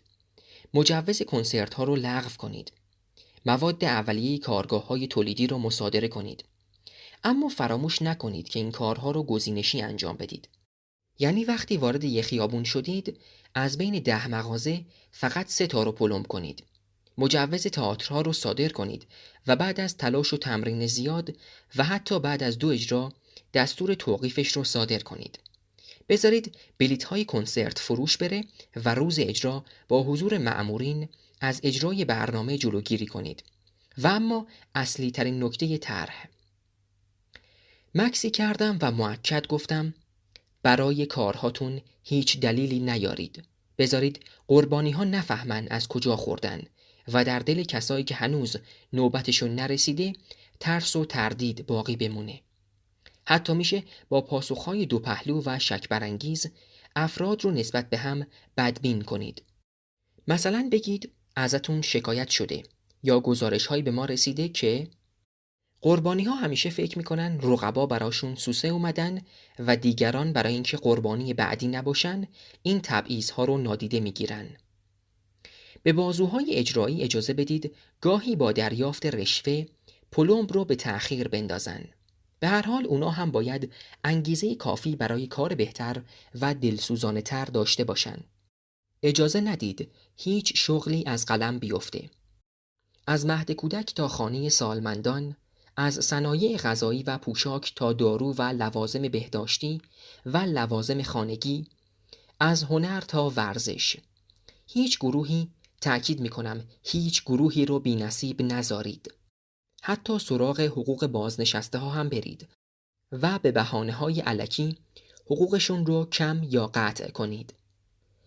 نفسی تازه کردم و ادامه دادم: کیفیت انجام جزئیات تا حد زیادی به خلاقیت شما و معاوناتون بستگی داره.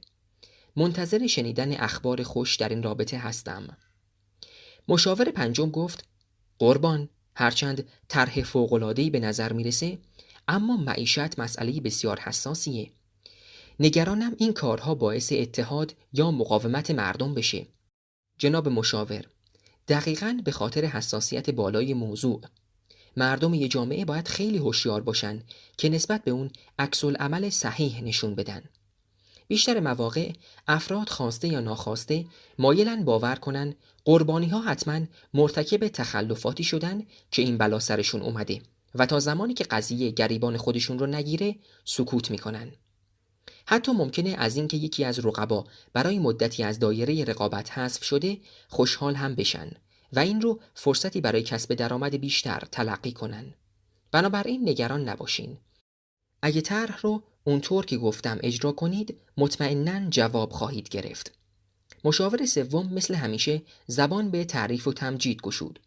قربان، ما سالهاست تو این منطقه مشغول کاریم، اما هرگز تجربه‌ای به پرارزشی تجربیاتی که کنار شما کسب کردیم نداشتیم و بعد از این هم نخواهیم داشت. حقیقتاً فرزند خلف این حکومت هستید و جناب مستدام به داشتن چنین جوان برازنده‌ای افتخار خواهند کرد. آفرین، آفرین. تعریف و تمجید از هر طرف آغاز شد. جلسه را با سخنرانی انگیزشی کوتاهی خاتمه دادم، در حالی که تمام مدت سنگینی نگاه آگاهنده را حس می کردم. فصل 4. AvayaBook.com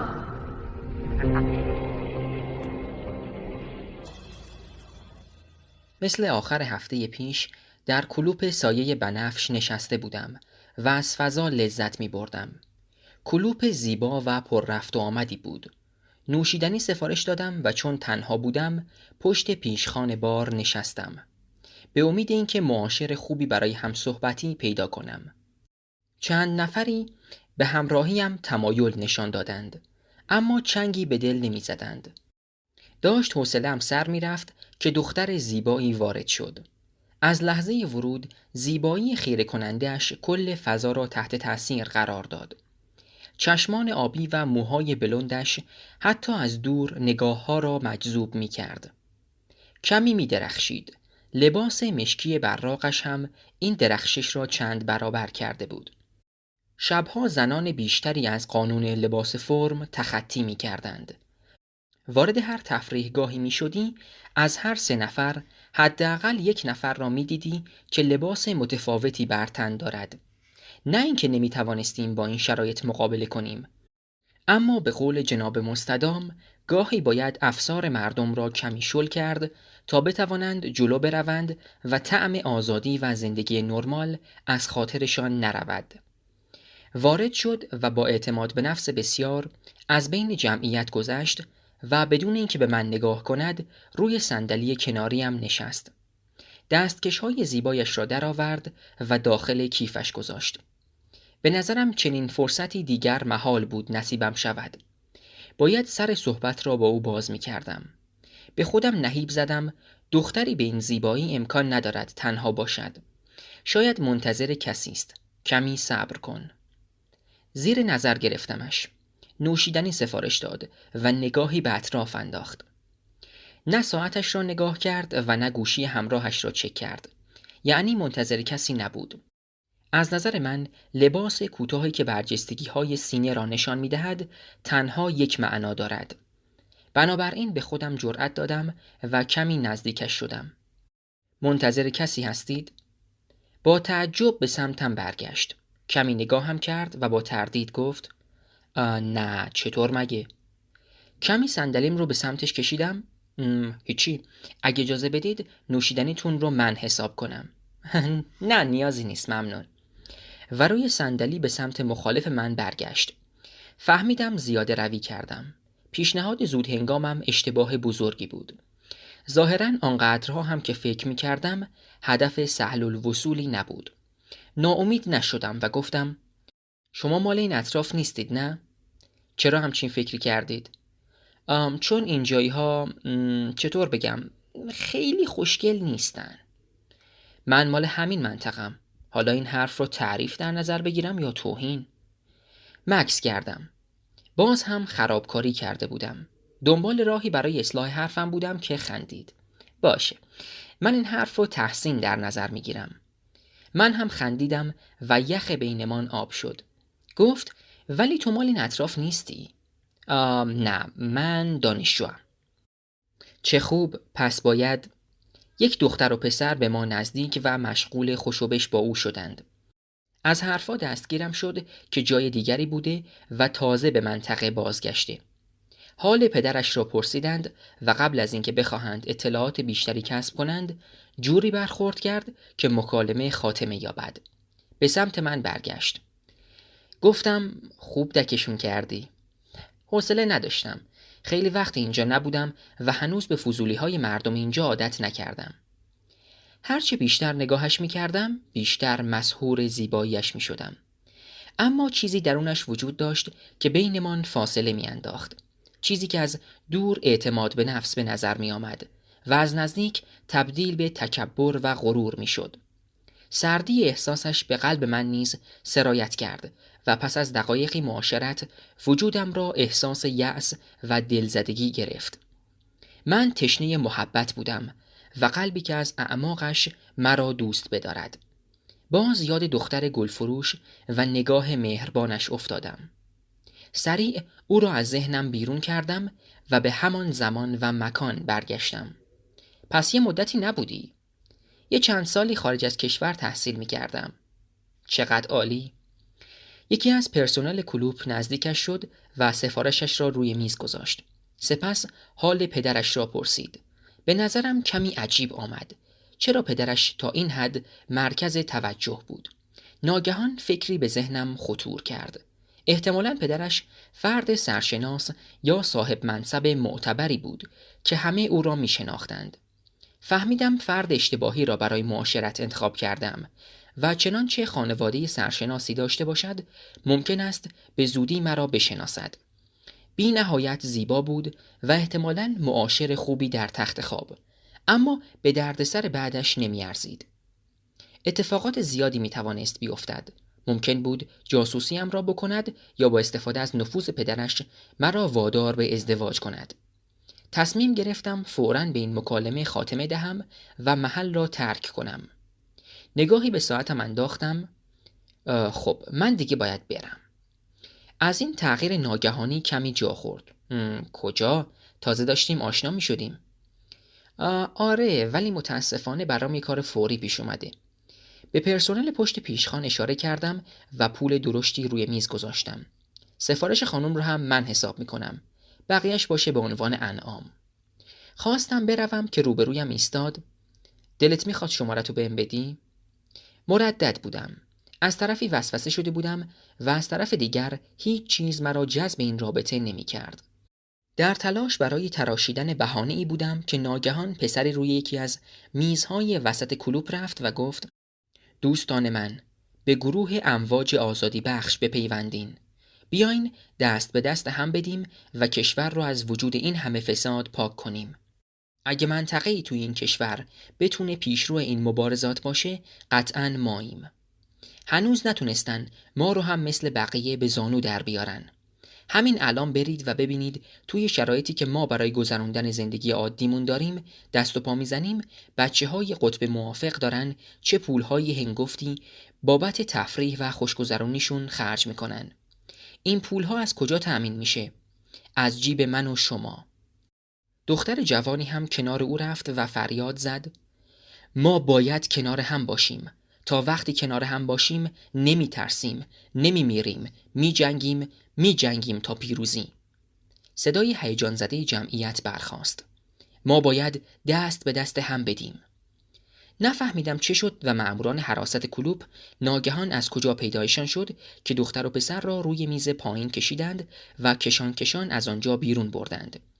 صدای اعتراض از همه جا برخاست و جو کاملاً به هم ریخت. صاحب کلوب از نیم طبقه بالا فریاد زد: خواهش میکنم آروم باشید. اینجا محل فعالیت‌های سیاسی نیست. من حوصله دردسر ندارم. با اشاره او دیجی شروع به پخش موزیک با صدای بلند کرد. این کار با آشوب داخل دامن زد و عده‌ای شروع به شکستن چراغ‌ها و لیوان‌های روی میز کردند. با اینکه دلم می‌خواست بیشتر بمانم و اطلاعات بیشتری از گروه امواج آزادی بخش کسب کنم، به شدت احساس خطر می‌کردم. از طرفی هم فرصت خوبی برای دست به سر کردن دختر زیبا نصیبم شده بود. بنابراین فوراً محل را ترک کردم و به خانه برگشتم. روز سوم تعطیلات عید طلوع مستدام بود. تولد و به سلطنت رسیدن والا حضرت به فاصله 10 روز از هم و در سالهای متفاوت اتفاق افتاده بود.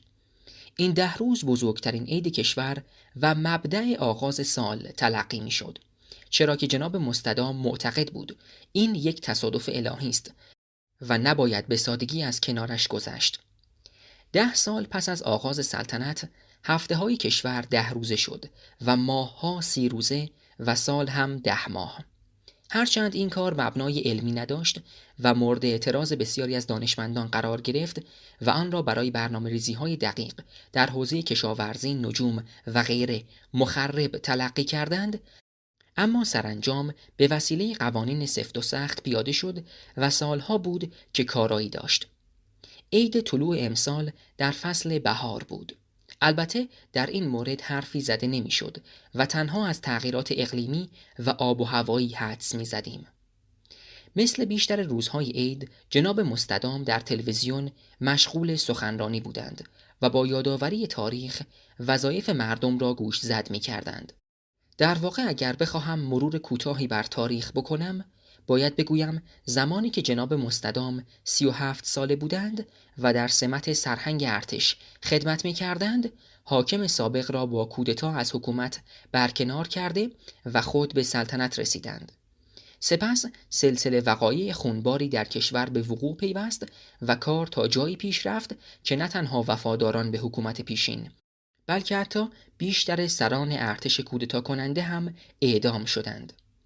جناب مستدام همواره اعلام فرمودند به شدت به خیانت حساس هستند و هیچ گذشتی در مورد آن ندارند، حتی اگر به نفع خودشان باشد. کشور وارد دوران آشوب شد و موافقین و مخالفین به جان یکدیگر افتادند.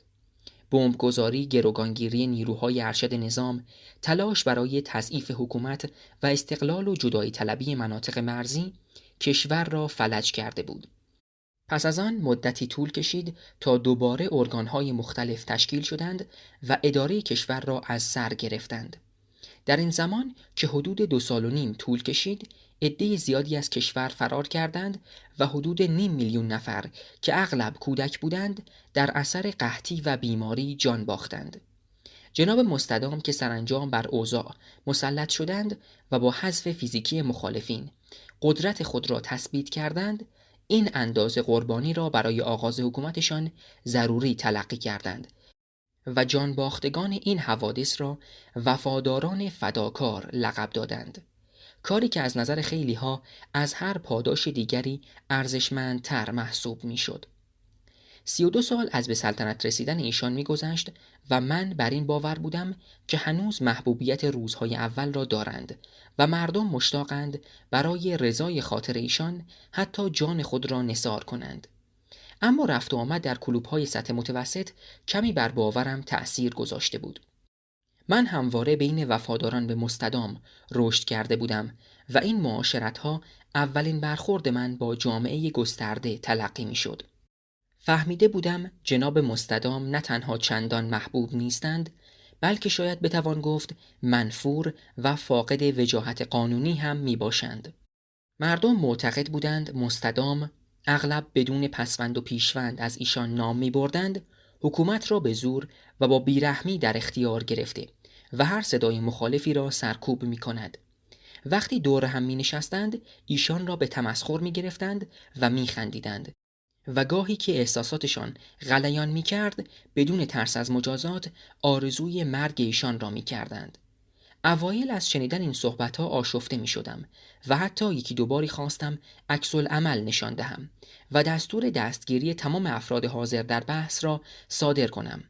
اما رانی سلطنتی مانعم شد و به من گوشزد کرد آنجا فقط باید شنونده باشم. چرا که یک سرپرست خوب کسی است که دقیق بداند در منطقه تحت فرمانش چه می‌گذرد و کجا بهتر از چنین مکانهایی میتوان اطلاعات کسب کرد. در واقع به من یاد داد حتی هنگام خوشگذرانی هم با صبوری مشغول خدمت به نظام باشم. البته من بیش از آن چه به نظر می آمد مستعد پذیرش این توصیه بودم. راستش را بخواهید قبل از برخورد با این گروه هم گاهی این افکار به سراغم می آمد، اینکه شاید جناب مستدام اصلا نمایندی خدا روی زمین نیست و یک بیمار روانی است که با بیرحمی وحشتناکش حکومت را غصب کرده و به مردم ظلم می کند. اینکه بالاخره یک روز مردم از ظلم و بیداد او خسته می شوند و علیهش شورش می کنند و آزادیشان را پس می گیرند. چه می گویم؟ جناب مستدام همیشه بابت این افکار به ما هشدار دادند، اینکه فکر کردن ممکن است باعث شود ما کافر شویم و علیه ایشان که در اصل بر ضد خداست شورش کنیم. جناب مستدام همیشه به جوانان به خصوص به دانشجویان اخطار دادند مبادا تفکرات جدی و سوالات به ظاهر عمیق باعث انحراف شما از مسیر صحیح شود. تا زمانی که در مرکز بودم در بعضی جلسات با استراتژی‌های مربوط به مهار جوانان آشنا شده بودم. حال وظیفه من این بود که با استفاده از تجربیاتم از انحراف افکار جوانان این منطقه جلوگیری کنم. در هر حال در سومین روز تعطیلات عید بیشتر از این که به برنامه ریزی برای اداره منطقه فکر کنم در فکر تنهایی خودم بودم. چند نفر از مشاورین از من دعوت کردند در تعطیلات همراهشان باشم.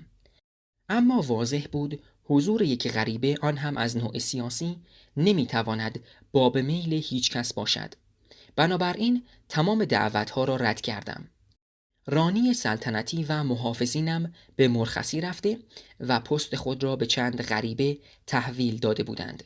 این قضیه اوضاع را از آنچه بود هم بدتر می کرد و آزادی عمل معمول را از من می گرفت. آن روز صبح تصمیم گرفتم به تنهایی در شهر پیاده روی کنم. کار خطرناکی بود، اما با خود فکر کردم بعید است کسی مرا بشناسد. اول اینکه تصویر هیچ یک از ما بر صفحه رسانه ها وجود نداشت. اسامی گاهی گفته میشد اما هرگز تصویر مشخص و واضحی پخش نمیشد. یکی از استراتژی هایی که مشاورین رسانه میآموختند این بود که تا جای ممکن اخبار را پیرامون حوادث روزانه نگه دارند و از ورود به مباحث سیاسی بپرهیزند.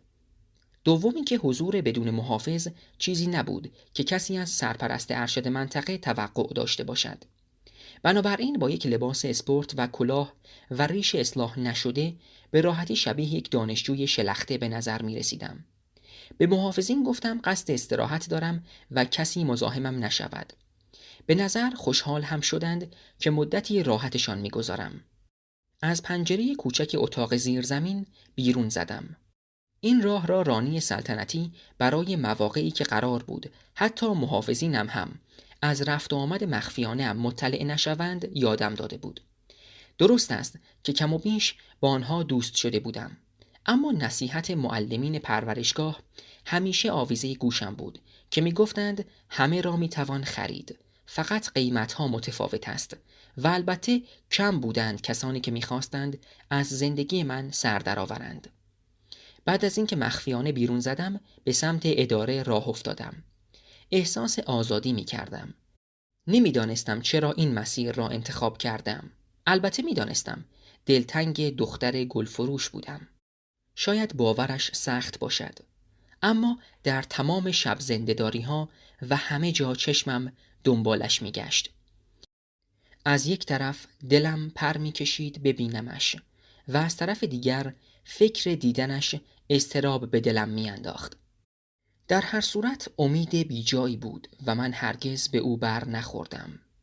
حدود ساعت 11 اطراف شهربانی بودم و با تماشای ویترین مغازه ها خودم را سرگرم می کردم. از دور دیدم که دارد می آید. دلم آشوب شد. مثل همیشه زیبا بود، با یک لبخند دلنشین و چشمان مهربان. با مغازه‌دارهای مسیر خوشوبش می کرد و جلو می آمد. روبروی ویترین مغازه ایستادم و انعکاس تصویرش در شیشه مغازه را به دقت نگاه کردم. تصویرش وارد بدنم شد و از طرف دیگر خارج شد. طوری به من نزدیک بود که اگر 2 قدم عقب می رفتم به هم برخورد می کردیم. مرا ندید و از کنارم رد شد. برای آنکه سهمم را از حضورش بیشتر کنم نفس عمیقی کشیدم. بوی عطرش مشامم را پر کرد. ناخواسته دنبالش به راه افتادم. خوشبختانه راه مستقیم بود و با اینکه سرعتش کمی از من بیشتر بود گمش نکردم. به بازارچه بزرگی رسیدیم. سه‌چرخش را کنار وسایل نقلیه دیگر گذاشت و وارد بازار شد. من هم.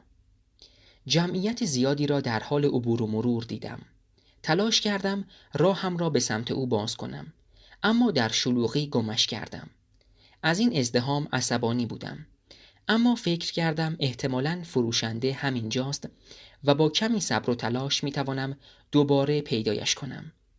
با اینکه تا آن روز تجربه حضور در چنین مکانی را نداشتم، آنچه میدیدم بسیار آشنا به نظر می رسید. مردمی که با ذوق مشغول خرید بودند و فروشندگانی که با صدای بلند جنس خود را تبلیغ می کردند و سر قیمت با خریداران چانه می زدند. چشمم به برج قدیمی بلندی بر فراز بازارچه افتاد. این مکان را می شناختم. از کی و کجا؟ نمیدانستم، اما مطمئن بودم قبلا اینجا آمده‌ام. همینطور که به مسیرم ادامه می دادم بعضی خاطرات کودکی در ذهنم جان گرفت. می دیدم دست مادرم را گرفتم و میان جمعیتی راه می روم و نگاهم به برج بالای سرم است. مادرم لبخند می زد. مراقب باش گم نشی پسرم. دست منو بگیر. پدرم داشت با مردی صحبت می کرد. به سمت من برگشت. ببین چه لباس قشنگی برات خریدم. من دوستش نداشتم. لب ورچیدم. مادرم به کمک پدر آمد. چقدر قشنگه، انگار این لباس رو واسه آرمان بزرگ دوختن.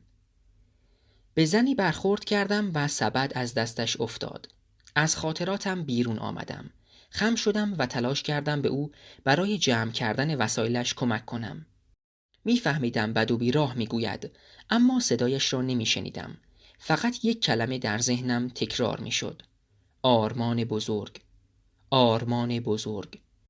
رو برگرداندم و دختر گلفروش را دیدم.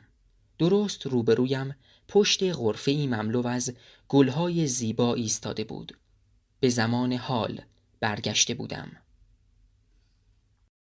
فصل 5.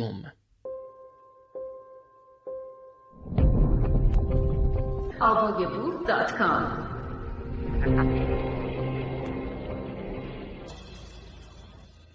ایستادم و محو تماشای او و گلهایش شدم. سلام، روز بخیر. میتونم کمکتون کنم؟ با خوشرویی این جملات را ادا کرد. لبخند زدم. به خاطر شغلم کمتر پیش می آمد لبخند بزنم. در اصل جناب مستدام معتقد بودند فقط احمقها می خندند و تظاهر به خوشحالی و محبت می کنند. هرگز نفهمیدم چرا این تصور را دارند. وقتی لبخند آدمها اینطور در اعماق دل می نشیند و قلبهای 2 نفر ناشناس را به هم نزدیک می کند، چرا باید چنین توصیفی در مورد آن به کار برد؟ به خود متذکر شدم فکر نکن. تفکر انسان را گمراه و از مسیر صحیح منحرف میکنه. سلام، چه گلهای قشنگی دارین. مرسی. لهجه شما نشون میده مال این منطقه نیستید. تازه واردید؟ بله، دانشجو هستم و از مرکز اومدم. چقدر عالی. به منطقه ما خوش اومدین. شما خیلی خوش شانسین که به این دانشگاه اومدین. مردم ما خیلی مهربونن و بیشتر غریبه ها خیلی زود به جامعه محلی خو میگیرن. بله، متوجه شدم. زنی کنارم آمد و دختر را صدا زد. گلاور، امروز رز صورتی نداری؟ خیلی متاسفم. بذرهای رز خیلی خوب نبود و تعداد کمیشون گل داده. بعد از تعطیلات حتما رز صورتی دارم. برای شما کنار میذارم. بقیه مکالمه را دنبال نکردم. گلاور، چه اسم بانمکی. زن رفت و گلاور به ادامه مکالمه بازگشت. گفتم گلاور. خندید. بله، مردم من رو گلاور شهر صدا میزنن. قبل از من اسم مادرم این بود. در اصل خانواده ما سالهاست گلاوران شهر هستن. خب اسم تو چیه؟ هول شدم و به جستجو پرداختم. در ذهنم فقط یک کلمه میشنیدم. با صدایی که گویی به من تعلق نداشت گفتم آرمان بزرگ. با یک حرکت سریع صورتش را برگرداند و نگاهم کرد. چشمانش برق میزد. چه اسم قشنگی. مرکزی ها همیشه اسمهای قشنگ انتخاب میکنن. دوست داری گل بخری؟ برای همسر یا دوست یا...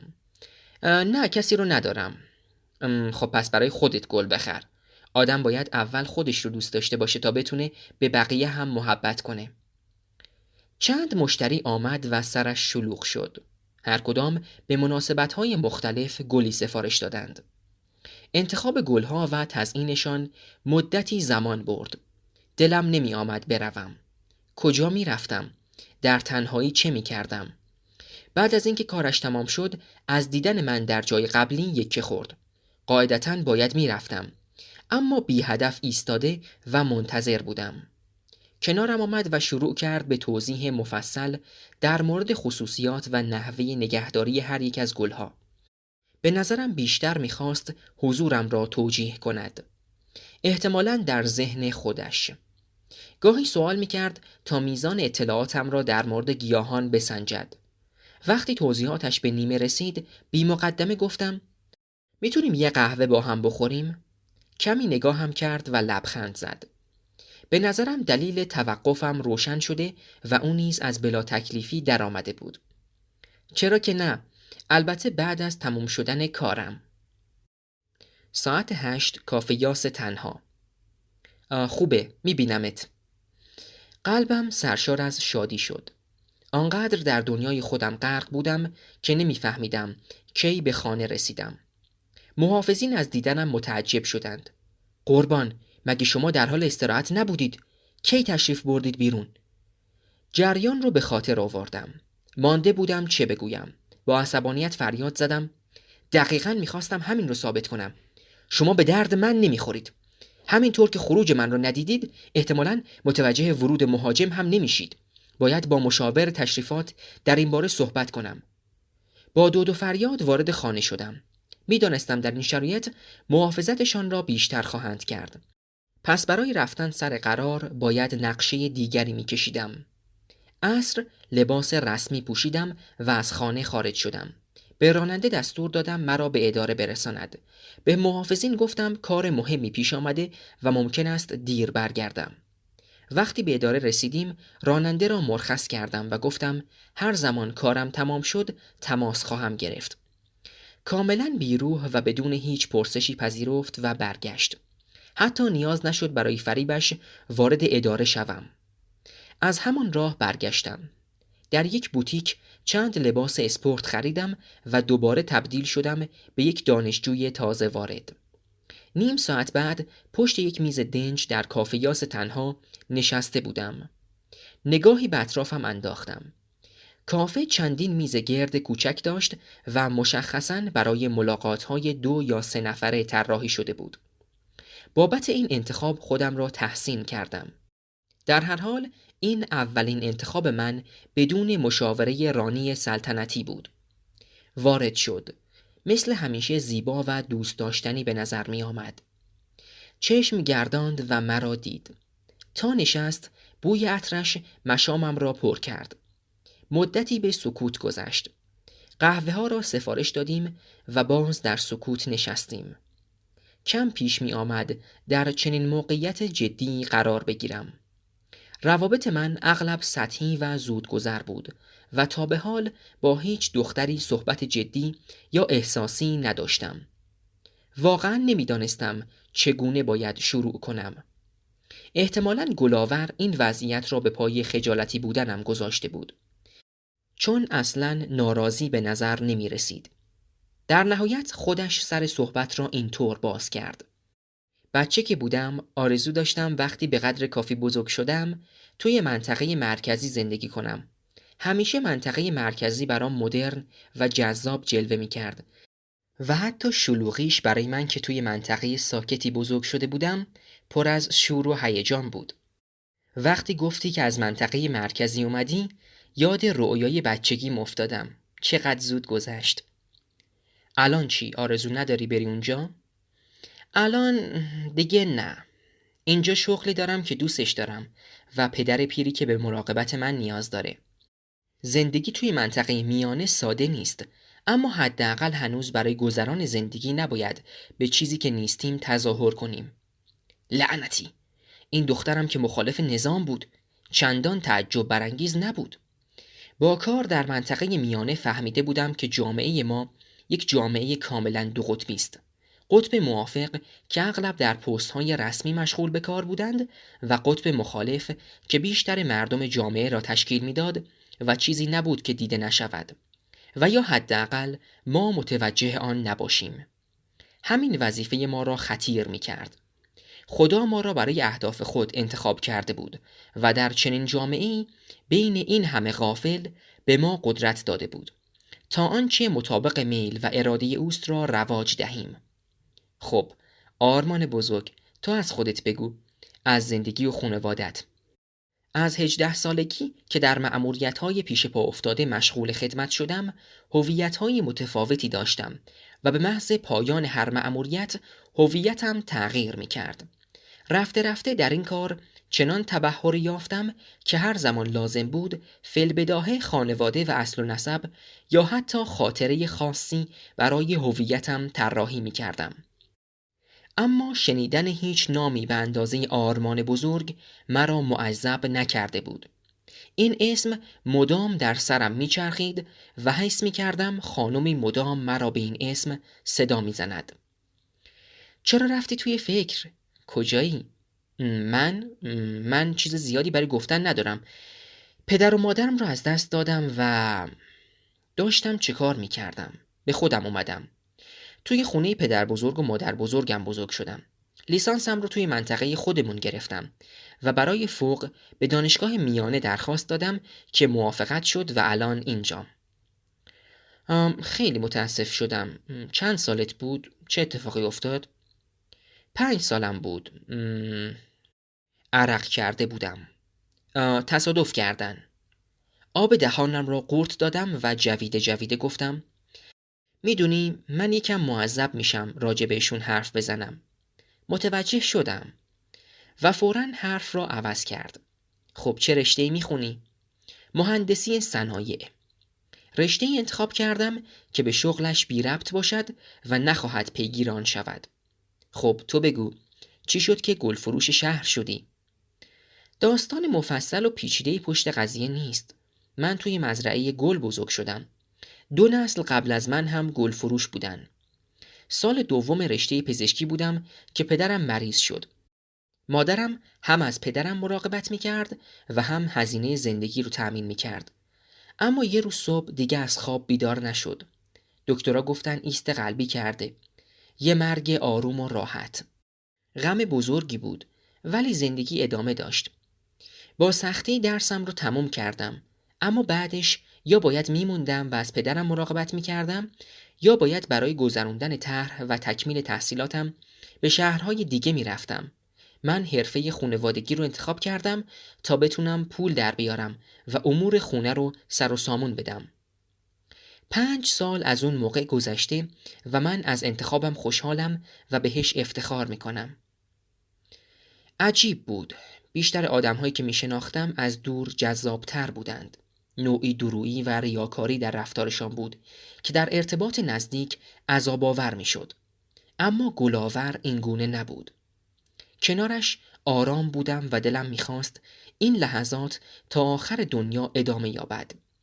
حرف جناب مستدام را به خود یادآور شدم که همیشه می‌فرمودند خداوند ذات انسان را با ریا و فریبکاری خلق کرده، ولی کاری کرده که از صداقت و خلوص لذت ببری و این همان تناقض خلقت است که اگر هوشیار نباشی ممکن است به دامش بیفتی و تو نیز دم از آزادی و صداقت بزنی. سؤالی را پرسیدم که از ابتدای ورودم به بازارچه ذهنم را درگیر کرده بود. ببینم این بازارچه چه مدته که توی این مکان برپا میشه. منظورم اینه که چقدر قدمت داره. جرعه ای از قهوهش سر کشید. تا جایی که میدونم حداقل 2 برابر سن من قدمت داره. به نظرم حدود 53-4 سالی میشه که اینجا برگزار میشه. شاید فقط 2-3 سالی توی زمان کودتا تعطیل شده باشه. چه جالب. خواستم سوال دیگری بپرسم که نگاهی به ساعتش انداخت. دیر وقته. فکر کنم زیاد حرف زدم. نه اصلاً. زمان زود گذشت. مشغول جمع کردن وسایلش شد. در چنین شرایطی اغلب پیشنهاد رفتن به هتل یا خانه ام را مطرح می کردم. عملی می شد یا نه چندان مهم نبود. این بار اما قضیه فرق می کرد. اگر ناراحت می شد ممکن بود دیگر نخواهد مرا ببیند. بنابراین چیزی نگفتم و تا جلوی در همراهیش کردم. سوار 3 چرخش شد و گفت به امید دیدار. خداحافظی کردم، اما از صمیم قلب به امید دیدارش بودم. آنقدر آنجا ایستادم و رفتنش را تماشا کردم که در تاریکی شب محو شد. فصل 6.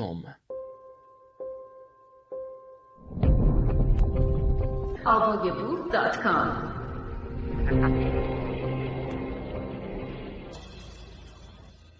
عروسک پشمالویی در دستم بود. روی زمین نشسته بودم و دور و برم پر از آجرهای کوچک اسباب بازی بود.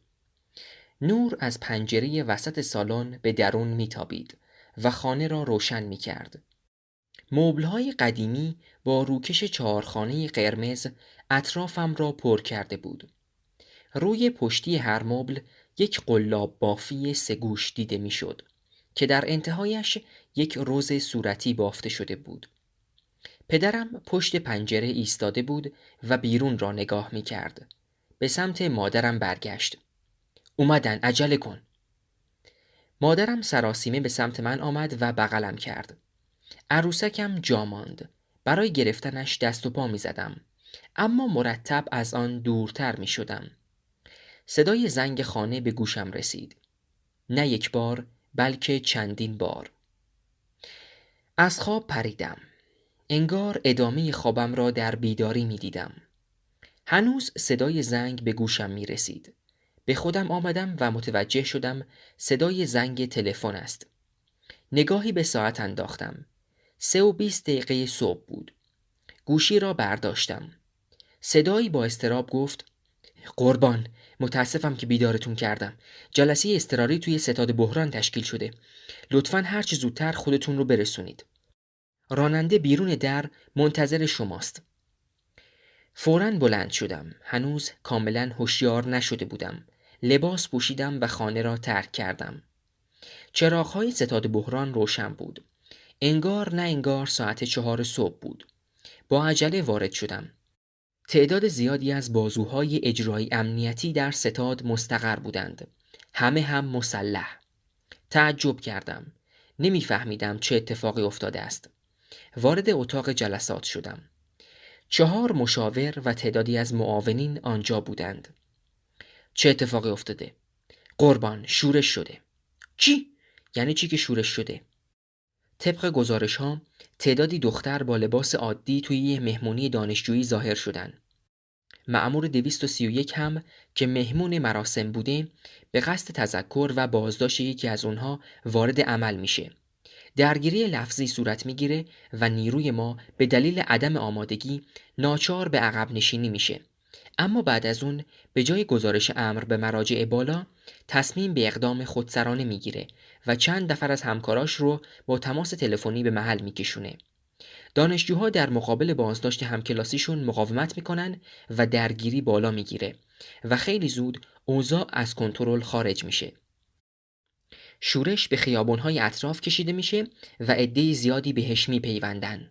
حالا هم چندین محله رو تحت کنترل دارن و در حال پیشروی هستن. چند دقیقه قبل خبر رسید به خیابون قلب تجارت رسیدن و ماشین‌های اداری پارک شده توی خیابان رو آتیش زدن و شیشه‌های مراکز اداری رو شکستن. شب امکان شناسایی افراد رو از ما گرفته.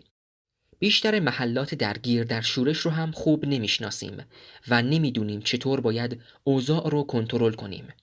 نگرانیم به اینجا یا شهربانی حمله کنن. با مرکز تماس گرفتیم و منتظر دستوراتیم. هاج و واج مانده بودم. تا به حال در چنین موقعیتی قرار نگرفته بودم. در منطقه مرکزی که عمده محل فعالیت من بود، این قبیل شورش ها سابقه نداشت. اگر هم داشت به سرعت سرکوب می شد و چندان جلب توجه نمی کرد. به همین دلیل تجربه چندانی در کنترل این اوضاع نداشتم.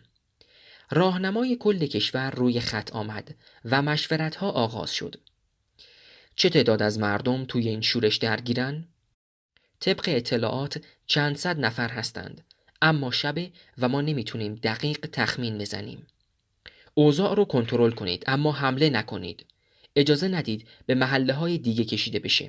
خیابون‌های درگیر رو ببندید و بذارید هر کاری میخوان توی همون خیابون‌ها انجام بدن. احتمالاً وقتی صبح بشه جمعیت متفرق میشن. صبور باشید و تأکید میکنم به جمعیت حمله نکنید. توی ستاد بمونید و اخبار رو پیگیری کنید. دوباره تماس میگیرم. دستورات مو به مو اجرا شد. بعد همانجا نشستیم و منتظر اخبار جدید ماندیم. حدس راهنمای کل درست از آب درآمد و ساعاتی بعد با طلوع خورشید جمعیت عصبانی آرام گرفت و سرانجام متفرق شد. از آن همه آشوب و سر و صدا جز تلی خاکستر و شیشه‌های شکسته چیزی باقی نمانده بود. راهنمای کل برای بار چهارم روی خط آمد. وقتی از پراکندگی کامل جمعیت مطمئن شد گفت: عموماً شورش‌های ناگهانی بدون حضور رهبر یا لیدر و بدون خواست مشخص و مورد توافق خیلی زود فروکش میکنه.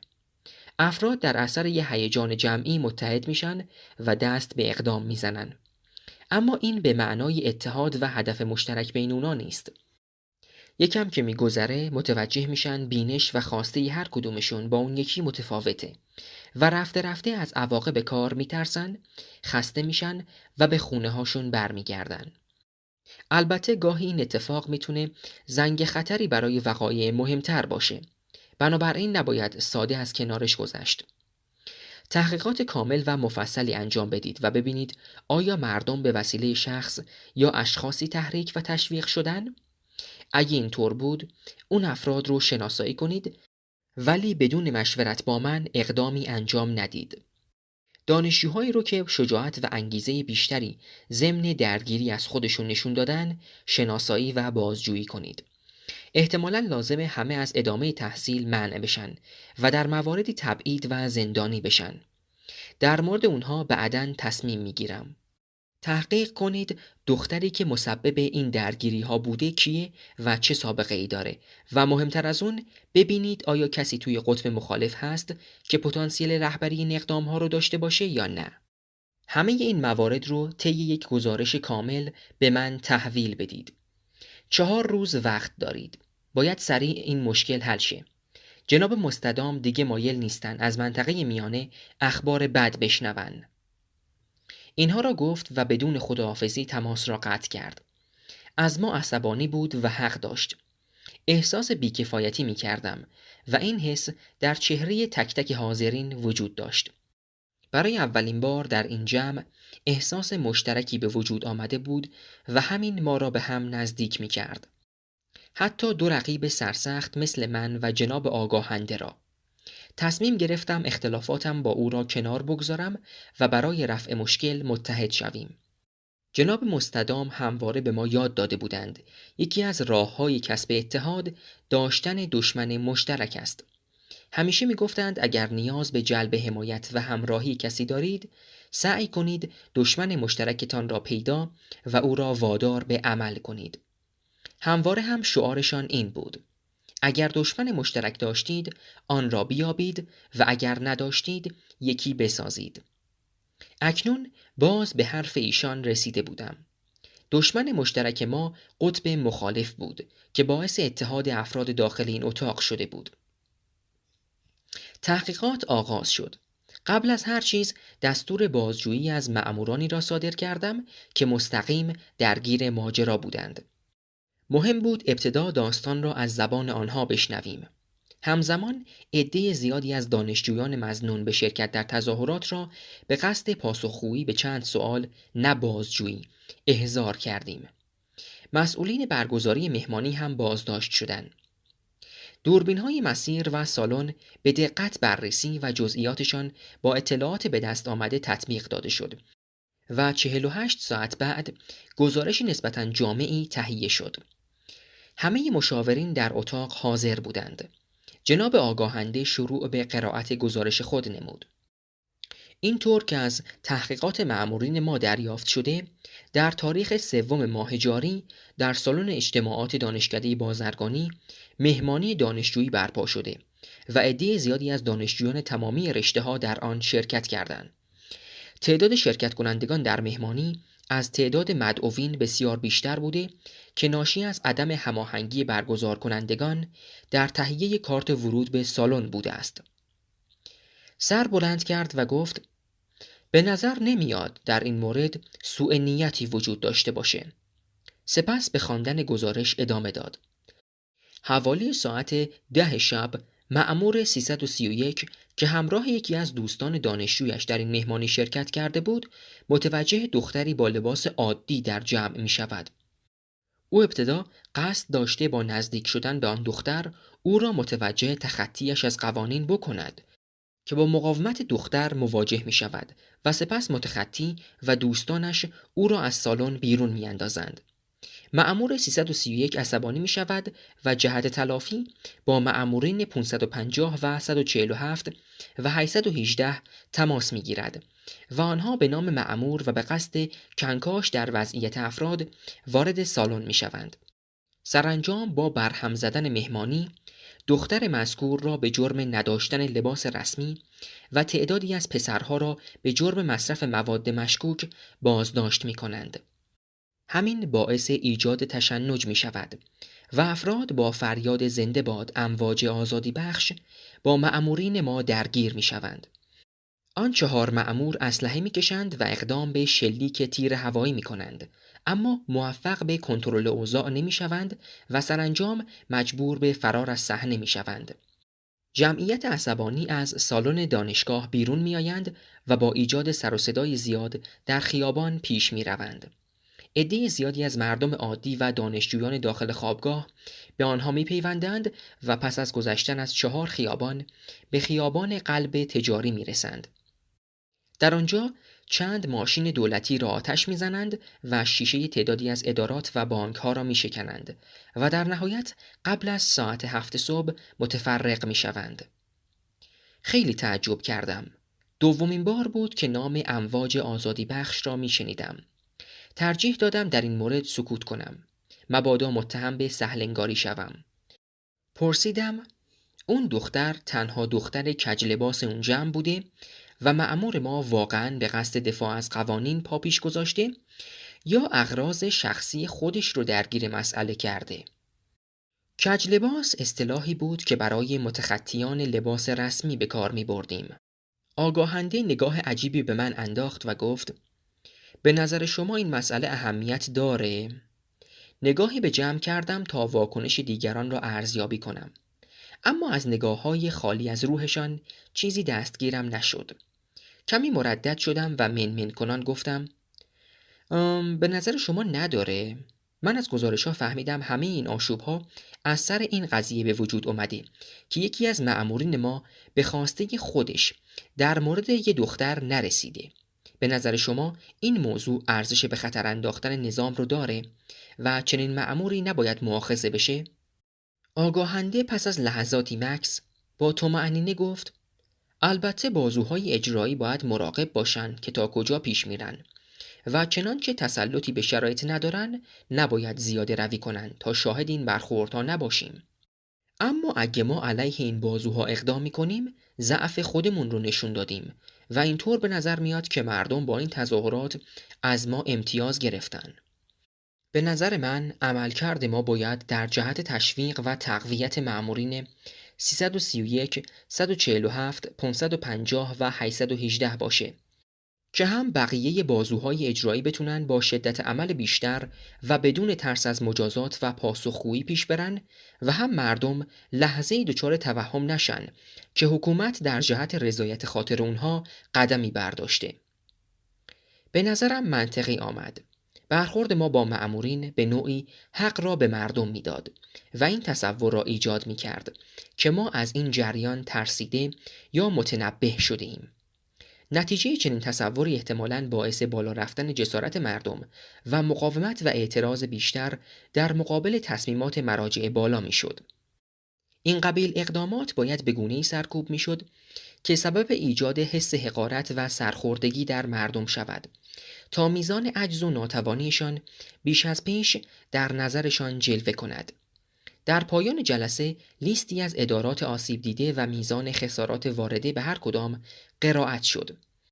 قبل از اختتام جلسه مشاور سوم پرسید دختری که با کج لباسیش باعث این آشوب شد شناسایی شده؟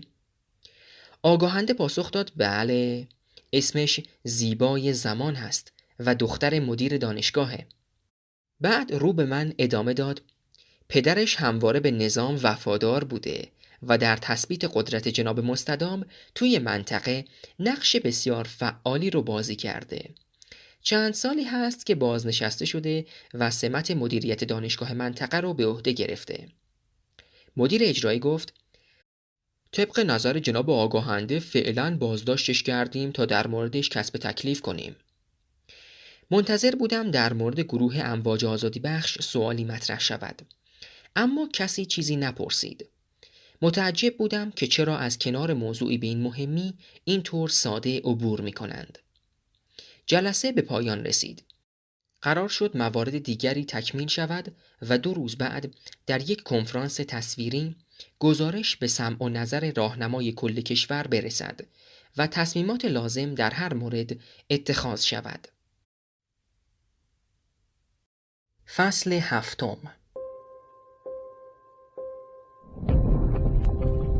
آوایبور.com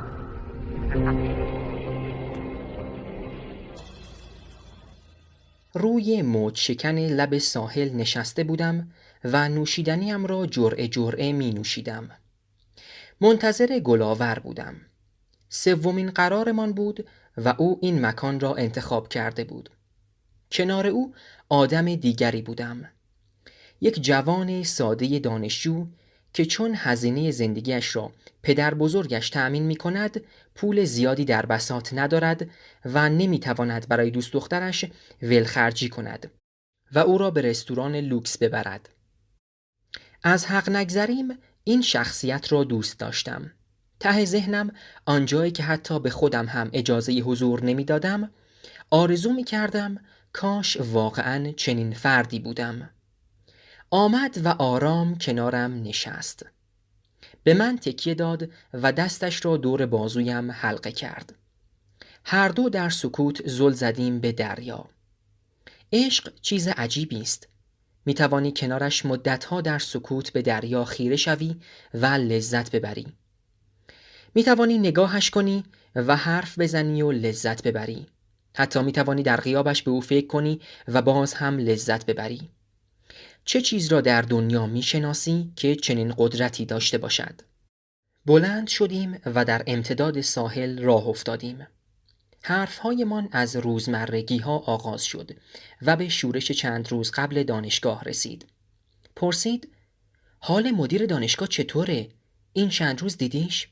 شنیدم دخترش رو بازداشت کردن. میدونی خیلی به دخترش وابسته است و احتمالاً این جریان حسابی به همش ریخته. کمی در پاسخ تعلل کردم. فراموش کرده بودم مثلا من دانشجوی همان دانشگاهم. خواستم جوابی دهم که سوالات بیشتری نپرسد. مدت هاست ندیدمش، اما این موضوع عجیبی نیست. کلاً مدیر خیلی از اتاقش بیرون نمیاد و ما خیلی کم اونو تو محوطه دانشگاه میبینیم. تعجب کرد. پس احتمالاً اخلاقش عوض شده. زمان تحصیل من همیشه توی محوطه رفت و آمد میکرد. بیشتر دانشجوها رو میشناخت و بعضی ها رو حتی به اسم مخففشون صدا میکرد. در کل از همه امور دانشگاه اطلاع کامل داشت. هرچند شایعات زیادی در مورد گذشتش هست، ولی از نظر من آدم خوبیه. منظورت کدوم شایعاته؟ چیزی نشنیدی؟ خب چرا؟ شنیدم اون یکی از ارکان اصلی تحکیم قدرت مستدام توی منطقه بوده. اینطور که میگن مستدام تقریباً از به زانو در آوردن منطقه ناامید شده بوده و قصد داشته فضا رو برای مذاکره و استقلال اینجا باز کنه. اما مدیر با هوش و درایت خودش وارد عمل شده. اول به عنوان یک فرد دلسوز و بی‌طرف اعتماد همه رو جلب کرده و بعد به رهبرای قطب مخالف خیانت کرده و اونها رو تسلیم قطب موافق کرده. میگن منطقه میانه تا مدت‌ها توی شوک این اتفاق بوده. هیچکس نمیدونه دقیقاً چه اتفاقی افتاده و ظاهراً پازل این وقایع حتی بعد از گذشت این همه سال هنوز قطعات گمشده زیادی داره. پس تو هم همه این حرفا رو شنیدی. میدونی چه موضوعی همیشه ذهنم رو درگیر میکنه؟ اینکه این آدم مدیر دانشگاهمون بود و اون رو از نزدیک میشناختم و اصلاً آدم بدی به نظر نمی اومد. آدمی که به خاطر مستدام با نقشه و دسیسه چنین خیانتی به شهرش بکنه قاعدتاً باید خیلی بدجنس‌تر و وحشتناکتر از مدیر باشه. کمی ناراحت شدم. پس گلاور مستخدمین نظام رو اینطور توصیف می کرد: بدجنس و وحشتناک. عصبی پاسخ دادم: در هر حال توی یه چیز شکی نیست و اونم اینه که اون از نزدیکان مستدام بوده و همیشه خدمات شایسته‌ای بهش کرده که امروز همچین جایگاهی داره. شاید اون هم مثل خیلی ها فریب خورده و بعد که متوجه اشتباهش شده از حکومت کنار کشیده و الان هم فقط یه مدیر ساده دانشگاهه. ولی بعد از کمی مکث شانه بالا انداخت و ادامه داد: ولی به هر حال بعضی از اشتباه‌ها به راحتی فراموش یا بخشیده نمیشن. نمیخوام ناامیدت کنم، اما همه چی حتی بدترین اتفاقات هم فراموش میشن، جوری که انگار هرگز وجود نداشتن و اتفاق نیفتادن. شاید اثر کوچیکی ازشون باقی بمونه، ولی اون اثر هرگز به بزرگی یا وحشتناکی اون حادثه نیست. مثل یک ماکت کوچیک از یه سازه عظیم. در اصل ظالمین همیشه از همین خصلت انسان بهره میبرن، از اینکه انسان دلش میخواد غم و غصه و ناراحتی رو پس بزنه و به جایی از ذهن بفرسته که کمتر جلوی چشمه. پس همینطور که غصه فراموش میشه، مسبب غصه هم فراموش میشه. ناامیدانه نگاهم کرد. لبخند زدم. پاسخم را با لبخند کمرنگی داد. چه غم انگیز. سالها ظلم و تبعیض بی پاسخ و بدون مجازات باقی میمونه. امید به مجازات مسببین یکی از راههای تحمل ظلمه.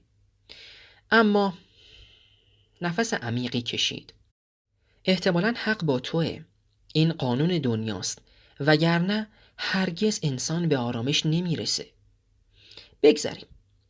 از یک دکه خیابانی ساندویچ کوچکی خریدیم و به راه خود ادامه دادیم. تو دخترش رو میشناسی؟ زیبای زمان. وقتی بچه بودیم چند سال توی یه مدرسه بودیم. بعد از لحظه سکوت گفتم: خب در همین حد میشناسمش دیگه. یادم میاد خیلی قشنگ بود. البته قشنگ و شورشی. به باهوشی پدرش بود، اما اصلا شبیه اون نبود. سرکش بود و ایدئالگرا. از همون نوجوانی به تبعیض‌های جامعه معترض بود. با اینکه خودش از قطب موافق بود، همیشه یکی از منتقدین اصلی حکومت بود. البته انتقادهاش هیچ وقت جدی نبودن. همون موقع هم میگفتن با این حرفا میخواد هم قطب مخالف رو داشته باشه و هم از امکانات قطب موافق استفاده کنه. بعد از دانشگاه دیگه خبری ازش نداشتم تا دیروز که شنیدم توی جریان شورش بازداشت شده. تو چی؟ تو هم همیشه فکر میکردی اعتراضاش برای اینه که هر دو طرف رو داشته باشه؟ با تعجب نگاهم کرد. حدس زدم در کسب اطلاعات زیاده روی کردم و ممکن است نسبت به ادامه بحث حساس شده باشد. کمی فکر کرد و بی‌حوصله گفت نمیدونم. این روزا هر کسی فقط واسه منافع خودش قدم برمی‌داره. موافقها نون چاپلوسیشون رو میخورن و مخالفها نون ساده‌لوحی مردم رو. آدم نمیدونه باید به کی اعتماد کنه. با جمله آخرش کنجکاوتر شدم. اما میدانستم اگر سؤال جدیدی بپرسم ممکن است به من مشکوک شود. بنابراین بحث را عوض کردم و به موضوعات مورد علاقه‌اش پرداختم. در طول مسیر به خودم جرأت دادم و دستش را گرفتم. نگاهم کرد. لبخند زد و چهرهش درخشید. قلبم گر گرفت. بعد ساکت شدیم و باقی راه را در سکوت پیمودیم. انگار می‌خواستیم این لحظه را تا آخر دنیا به همین شکل نگه داریم. شب قشنگی شد. حتی ستاره ها هم درخشانتر به نظر می آمدند. به خانه اش رسیدیم. رفت و مرا در رویایش جا گذاشت. زمان جلسه فردا رسیده بود. همه در اتاق کنفرانس جمع بودیم و سر و وضع خود را مرتب می کردیم. ارتباط تصویری بود و بهتر بود با ظاهری مناسب جلوی راهنمای ارشد حاضر شویم. سرانجام تماس برقرار شد و تصویر روی LCD بزرگ مقابل میز به نمایش درآمد. در نهایت تعجب متوجه شدیم جناب مستدام هم کنار راهنمای ارشد نشستند. همه برخاستیم و تعظیم کردیم. لازم نبود کسی چیزی بگوید تا میزان اهمیت موضوع برایمان روشن شود. صرف حضور جناب مستدام خود گویای مطلب بود. ایشان همانطور که با ابهت و چهره‌ای گرفته به ما نگاه می کردند دستشان را به نشانه اذن جلوس تکان دادند. سعی می کردیم هرچه دیرتر روی صندلی هایمان بنشینیم و در این کار از هم سبقت می گرفتیم تا مدت زمان بیشتری به جناب مستدام احترام گذاشته باشیم. سرانجام همگی روی صندلی ها مستقر شدیم و راهنمای ارشد جلسه را آغاز کرد. گزارش تهیه شده کم و بیش با همان محتوای قبلی قرائت شد و در انتها جناب آگاهنده اضافه کرد منتظر دستورات برای حل این مشکل هستیم. راهنمای ارشد پس از شنیدن گزارش به جناب مستدام نگاه کرد. ظاهراً منتظر اظهار نظر ایشان بود. شاید هم منتظر اجازه صحبت. در هر صورت مدتی در سکوت گذشت. جناب مستدام در حالی که آرنج‌های خود را روی میز گذاشته و انگشتان دو دست را روی هم قرار داده بودند، چیزی نمی گفتند و به جایی در پایین خیره شده بودند. پس از مدتی سر بلند کردند و به من فرمودند: امید والا، نظر شما چیه؟ برنامه‌تون برای برخورد با این گروه شورشی چیه؟ من که اصلاً تصور نمی کردم در حضور راهنمای ارشد نظری از من خواسته شود، کمی دستپاچه شدم. به سرعت برخاستم و دوباره تعظیم کردم. یکی دو روز گذشته راجع به این مسئله خیلی فکر کرده بودم، اما جمع و جور کردن افکارم در این لحظه کمی دشوار به نظر می رسید. جناب مستدام، من فکر می کنم باید با چنین مسئله با اشد مجازات برخورد کرد. چرا که کوتاهی در اون باعث جسارت دیگران میشه و کنترل منطقه رو سخت میکنه. معمولاً کلیگویی در چنین مواردی به تمرکز بیشتر کمک میکند. اما راهنمای ارشد خیلی سریع مطلب رو گرفت و میان صحبتم پرید. برنامه امید والا حضرت از شما یه برنامه عملی میخوان. سر تکان دادم و گفتم: 1. برنامه تبلیغاتی مفصلی ترتیب میدیم که طی اون از 4 مأمور درگیر در پرونده تقدیر و تشکر ویژه به عمل بیاد. جایزه نقدی دریافت کنن و چنانچه لازم باشه ترفیع بگیرن. اینطوری جرأت و جسارت بیشتری به بازوهای اجرایی دیگه داده میشه تا در عملکردشون احساس محدودیت نکنن. 2. دانشجوهای درگیر در شورش رو شناسایی میکنیم و با علامت مثبت میزان تقصیرشون رو روشن میکنیم. دانشجوهایی که 3 مثبت بگیرن دستگیر و در دادگاه محاکمه میشن. دانشجوهای 2 مثبت اخراج و از ادامه تحصیل برای همیشه محروم میشن. و دانشجوهایی که 1 مثبت داشته باشن مدتی تعلیق میشن و بعد تحت کنترل شدید به دانشگاه برمیگردن. 3. برای جبران خسارت‌های وارد شده به اماکن دولتی عوارض مشخصی برای تک تک افراد منطقه تعیین می‌کنیم که باید پرداخت کنند وگرنه از دریافت خدمات شهروندی و پزشکی منع میشن. به این شکل مردم رو در روی هم قرار میگیرن و از این به بعد وقتی عده‌ای قصد هرج و مرج و شورش داشته باشن احتمالاً به وسیله دیگران از این کار منع میشن مبادا کسی مجبور به پرداخت خسارت بشه. در آخر رهبران گروه امواج آزادی بخش شناسایی و دستگیر خواهند شد و به طریقی سعی در انحلال این گروه خواهیم کرد.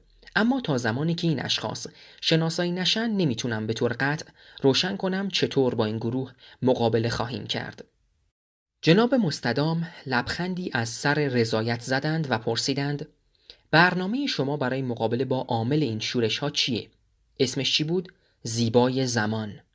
جناب مستدام، ظاهراً زیبای زمان دختر مدیر دانشگاه منطقه است که از خادمان وفادار شماست.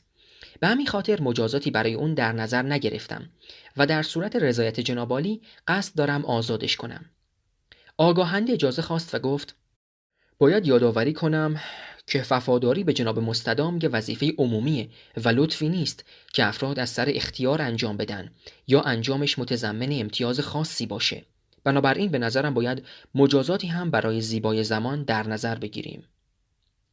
راهنمای ارشد سری به نشانه موافقت تکان داد. من چندان به این مسئله راضی نبودم. از نظر من این کار ممکن بود یک دوست پرنفوذ را مبدل به دشمنی خطرناک کند.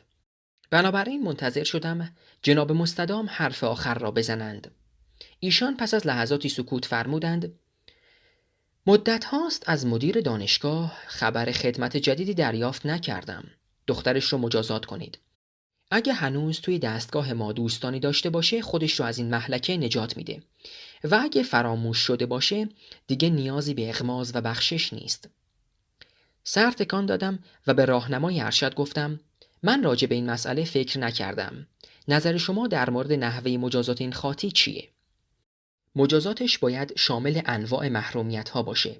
ولی مهمتر از اون اینه که عموم جامعه باید باور کنن اون شب حال درستی نداشته و در اثر مصرف روانگردان متوجه عملکردش نبوده.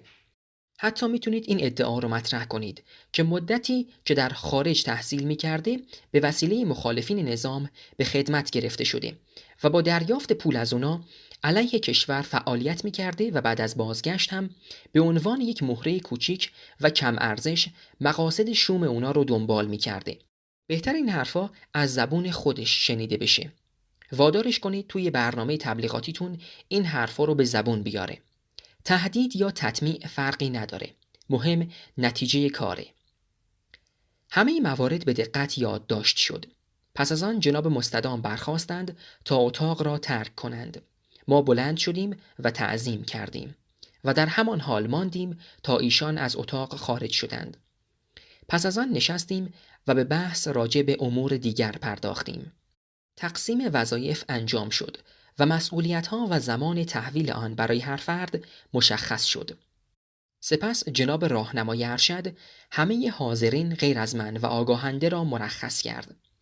وقتی ما 3 نفر تنها شدیم، راهنمای ارشد گفت: به نظرم رسید لازم مسائلی به اطلاع شما برسه جناب امیدوالا. بعد در حالی که نگاه سرزنش آمیزی به آگاهنده میانداخت اضافه کرد: البته این مسائل باید زودتر مطرح میشد، ولی ظاهراً فراموش شده. امیدوارم دلیل دیگه‌ای پشت این عدم اطلاع رسانی وجود نداشته باشه. آگاهنده سرخ شد و سر پایین انداخت. گیج شده بودم. فکر می‌کردم به منطقه تحت سرپرستیم اشراف کامل دارم. اما روشن بود مسائل مهمی از من پنهان شده است. در چنین شرایطی طبیعی بود راهنمای ارشد مرا بی‌کفایت تصور کند. شرمنده و عصبی بودم.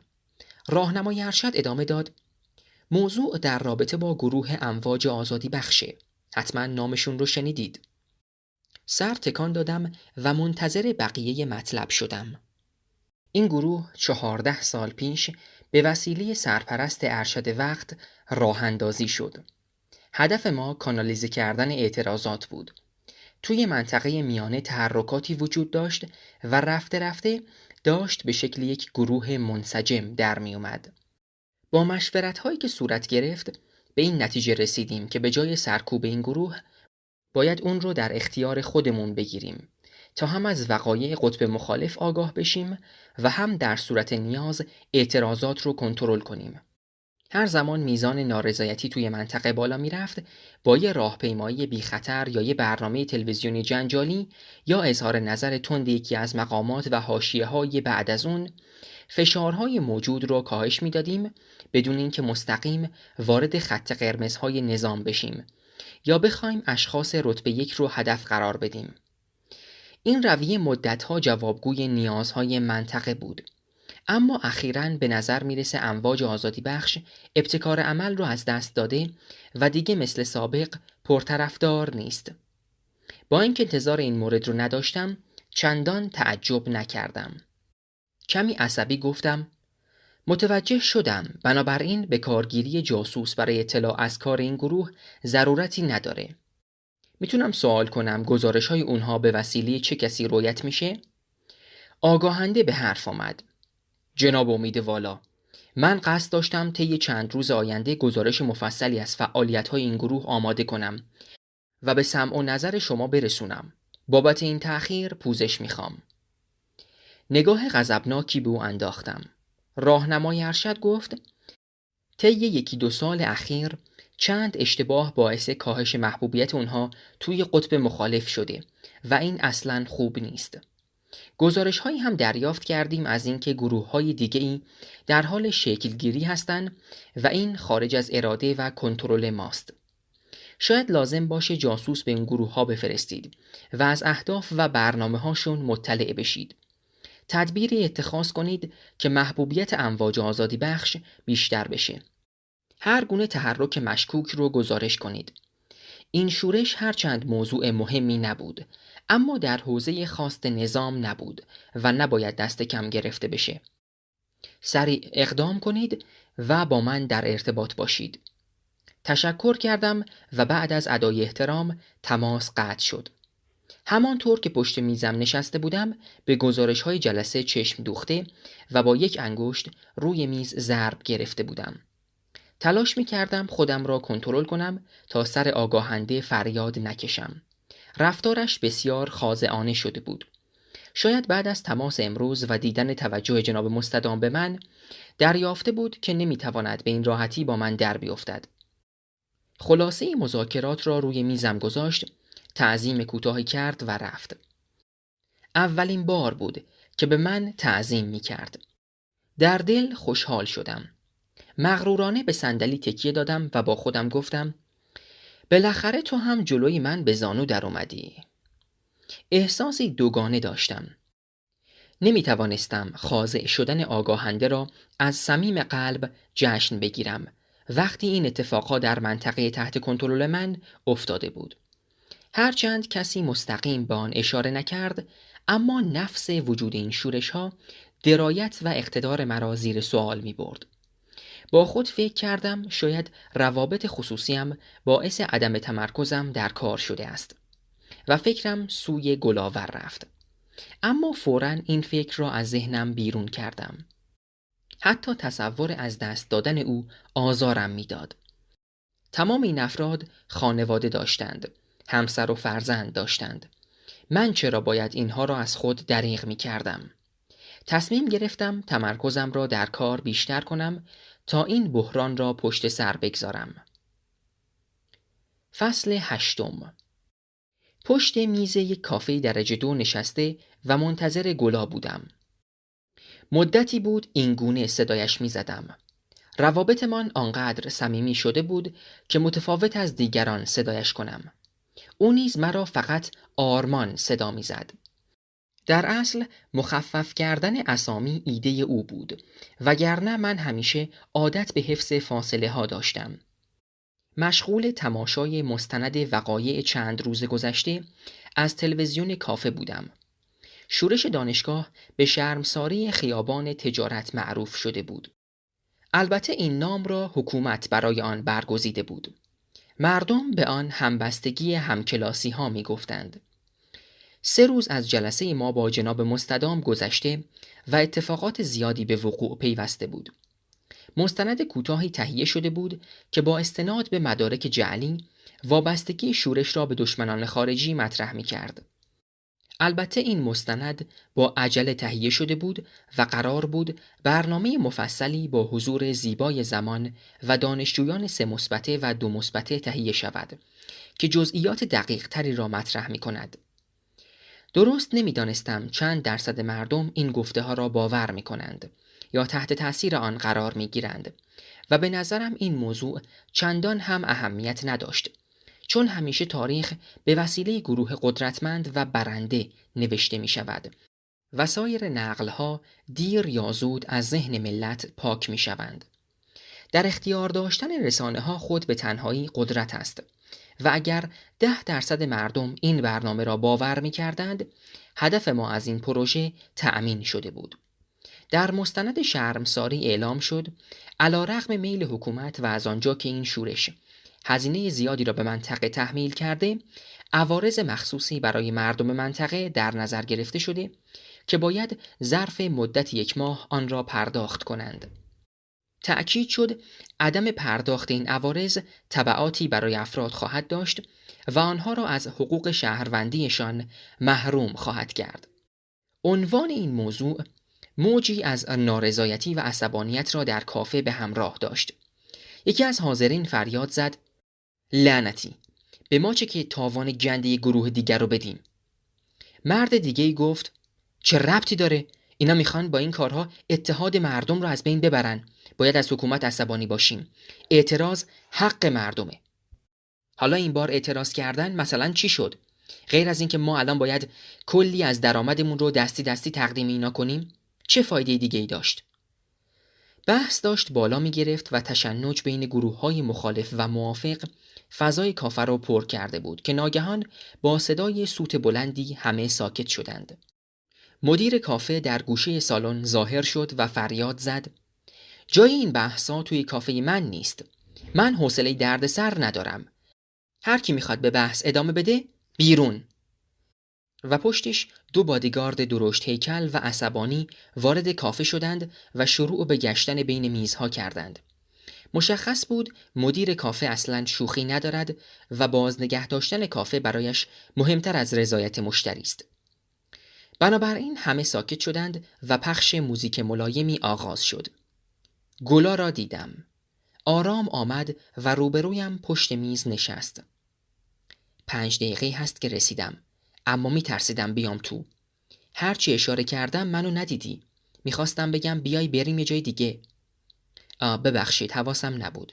درگیر بحث‌های اینجا شده بودم. من اصلا این بحثا رو دوست ندارم. از تشنج و شورش فراریم. من گل فروشم. روحیاتم حساسه. خندیدم و دستش را گرفتم. به کمک رانی سلطنتی خانه کوچک دانشجویی گرفته و با وسایل مختصر مبله کرده بودم. گلا آدم خجالتی بود و از حضورمان میان مردم و دوستانش معذب می شد. نمی توانستم راحت در آغوشش بگیرم یا او را ببوسم. به نظرم دیگر وقت آن بود که فضای خصوصی خودمان را داشته باشیم. نمیدانستم میخواهم این روند را تا کجا ادامه دهم و چه زمانی هویت واقعیم را برای او فاش کنم. گاهی احساس میکردم دارم در این هویت جعلی غرق میشوم و هرچه جلوتر میروم گفتن واقعیت سخت‌تر میشود. مشغول گپ زدن شدیم که ناگهان مرد میان سالی بالای سر گلا ظاهر شد و زل زد به من. نگاهش کردم اما نشناختمش. دلم هری ریخت. به نظرم مرا شناخته بود. گلا با تعقیب نگاه من به بالای سرش نگریست و دست پاچه از جا برخاست. آقای مدیر، خوب هستید؟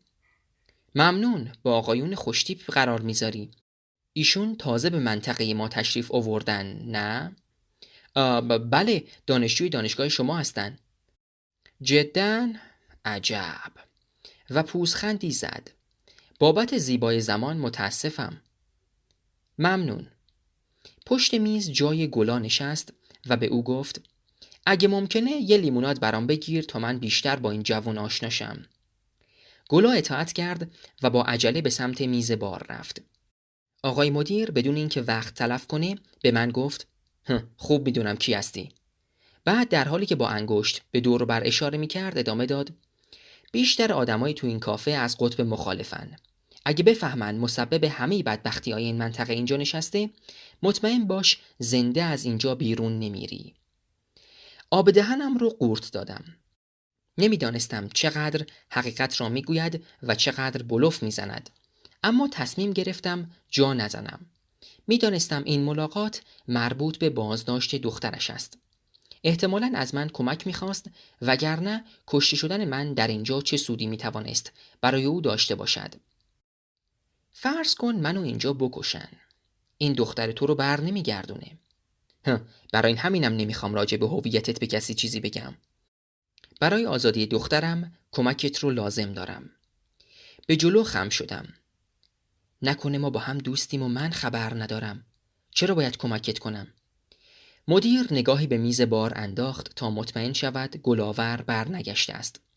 کاغذی به سمتم گرفت. فردا شب ساعت 7 بیا به این آدرس. با هم یه معامله میکنیم. تو به من توی آزادی دخترم کمک میکنی و من به تو در مورد گذشته و خانوادت اطلاعات میدم. انتظار هر حرفی را داشتم غیر از چیزی که شنیدم. دستی به سرم کشیدم. آشفته شده بودم. بریده گفتم دروغ نگو. نمیتونی از من سوء استفاده کنی. تو هیچی راجع به من نمیدونی. کارت گیر افتاده. داری به هر چیزی چنگ میزنی. جداً؟ میخوای از عکس 3 نفرتون شروع کنیم؟ همونی که توش مادرت یه پیراهن آبی با یقه سفید پوشیده و پدرت پاپیون زده؟ راستی توی عکس چند سالته؟ 2 سال و 9 ماه. هیچ میدونستی اون عکس دقیقاً روز مرگشون گرفته شد؟ این به نظرت یکم عجیب نیست؟ اگه میخوای چیزای بیشتری بدونی فردا منتظرتم. گلاور با نوشیدنی برگشت. آقای مدیر بلند شد. لیوان رو از او گرفت. با یک حرکت تمامش رو سر کشید. روی میز گذاشت و گفت گلاور عزیزم، چه جوان خوب و برازنده ای. برات خوشحالم. و بعد بدون خداحافظی رفت. گلاور متعجب به سمت من برگشت. تا حالا آقای مدیر رو توی این سطح از کافه ها ندیده بودم. رفتارش چقدر عجیب بود. هرچند تعجبی هم نداره. حتما از غصه دخترش اینجوری شده. وقتی زنش ترکش کرد، زیبای زمان خیلی کوچیک بود. دستنها این بچه رو بزرگ کرد و همه کاری هم. به حدی آشفته بودم که نه حرفای گلا را می شنیدم و نه دیگر می توانستم آنجا بمانم. بلند شدم. گلا، یه کاری برام پیش اومده و باید برم. باهات تماس می گیرم. و فوراً آنجا را ترک کردم. برای چندمین بار همان خواب را دیدم. این بار کمی متفاوت و طولانی تر. روی زمین وسط مبل‌های 4 خانه قرمز نشسته بودم و دورم پر از آجرهای خانه‌سازی اسباب بازی بود. پدرم با استرس از پنجره بیرون را نگاه می کرد. به مادرم گفت اومدن. مادرم سراسیمه مرا در آغوش کشید و به سمت پله ها دوید. خرس عروسکیم جا ماند. در آغوش مادرم دست و پا می زدم. برگشتم. دختر بچه ای موطلایی را دیدم که جلوی مادرم راه می رفت. به اتاق رفتیم. مادرم در کمد را باز کرد. اول دختر بچه داخل کمد رفت و سپس مادرم مرا آنجا گذاشت.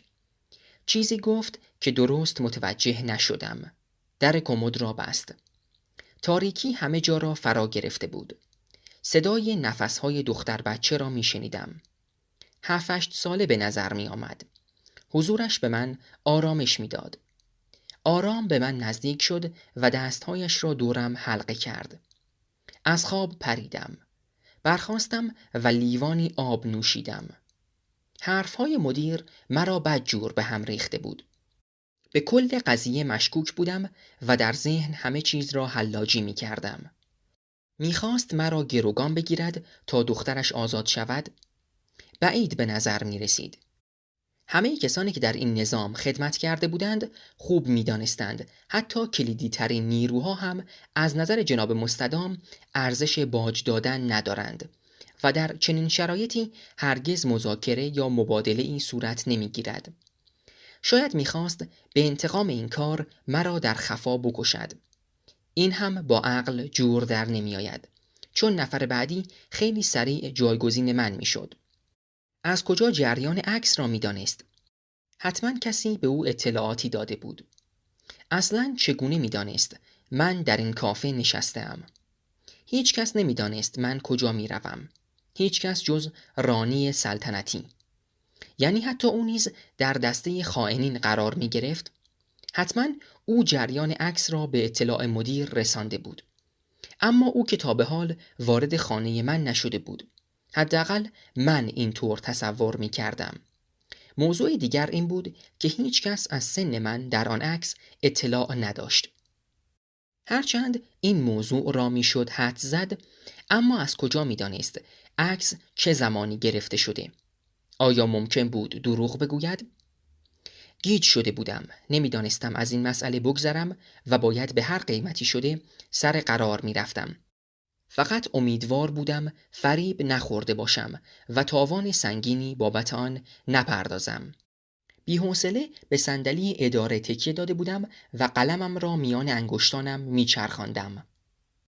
آگاهنده و مشاور ارزیابی و مشاور اجرایی برای مشورت در اتاقم حضور داشتند و به بحث مشغول بودند.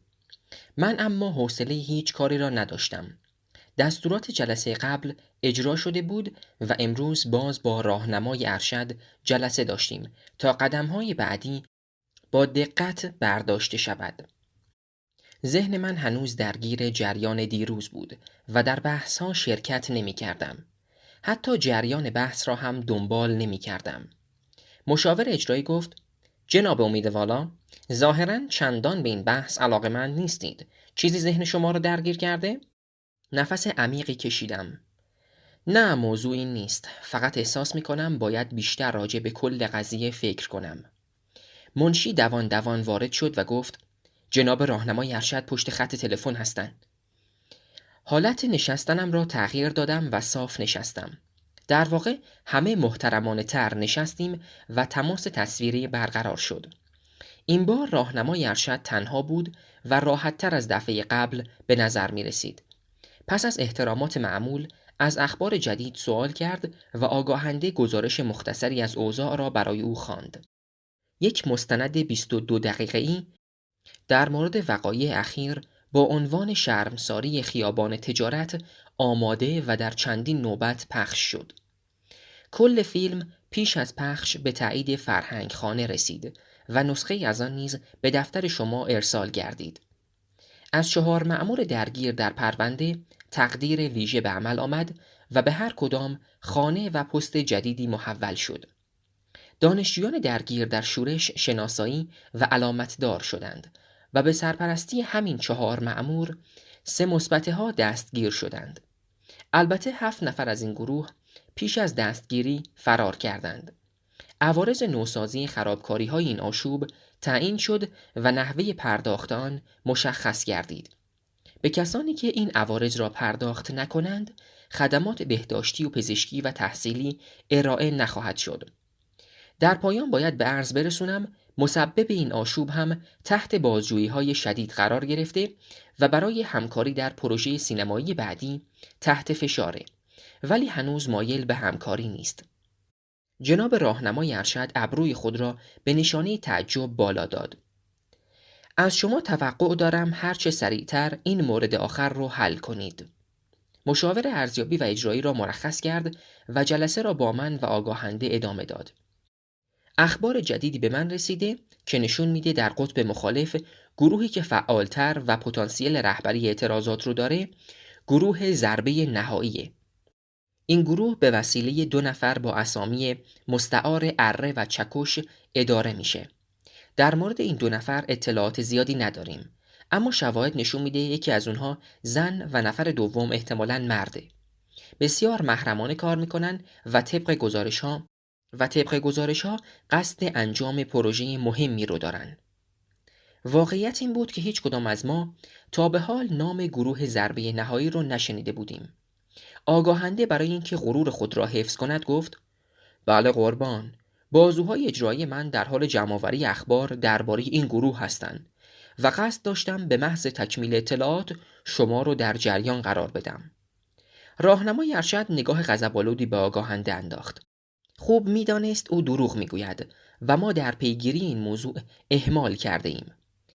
رو به من گفت: این 2 نفر رو پیدا کنید و اطلاعات کافی در مورد زندگیشون به دست بیارید.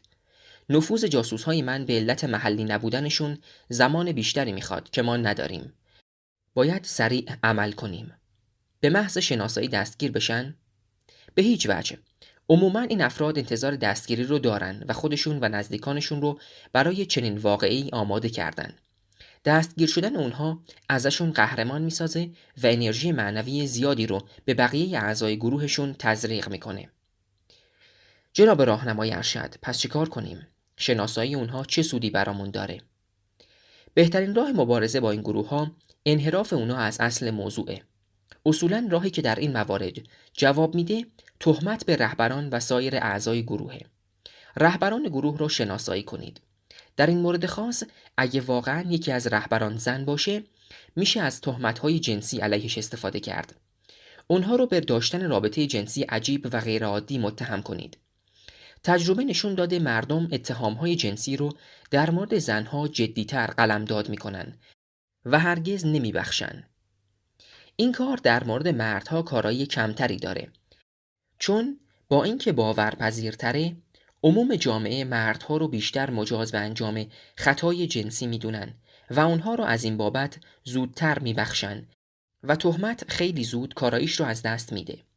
سعی کنید ذهنتون رو به کار بندازید و خلاقیت به خرج بدید. بعد از رهبران گروه دامنه شایعه رو گسترش بدید، طوری که دامن تک تک اعضای گروه رو بگیره.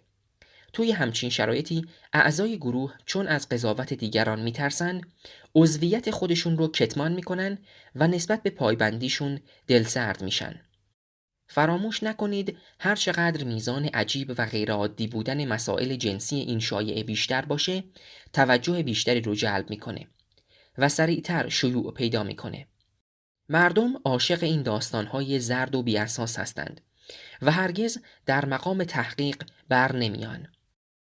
در نهایت گروه ضربه نهایی پیش از اون که خودش متوجه بشه به سطح یک گروه عجیب و پست تنزل میکنه و امکان رشد سیاسی و اجتماعی رو از دست میده. از همه درایت راهنمای ارشد متحیر شده بودم. حقیقتاً شایسته پست و مقامش بود و بی دلیل به این جایگاه نرسیده بود. به او غبطه میخوردم.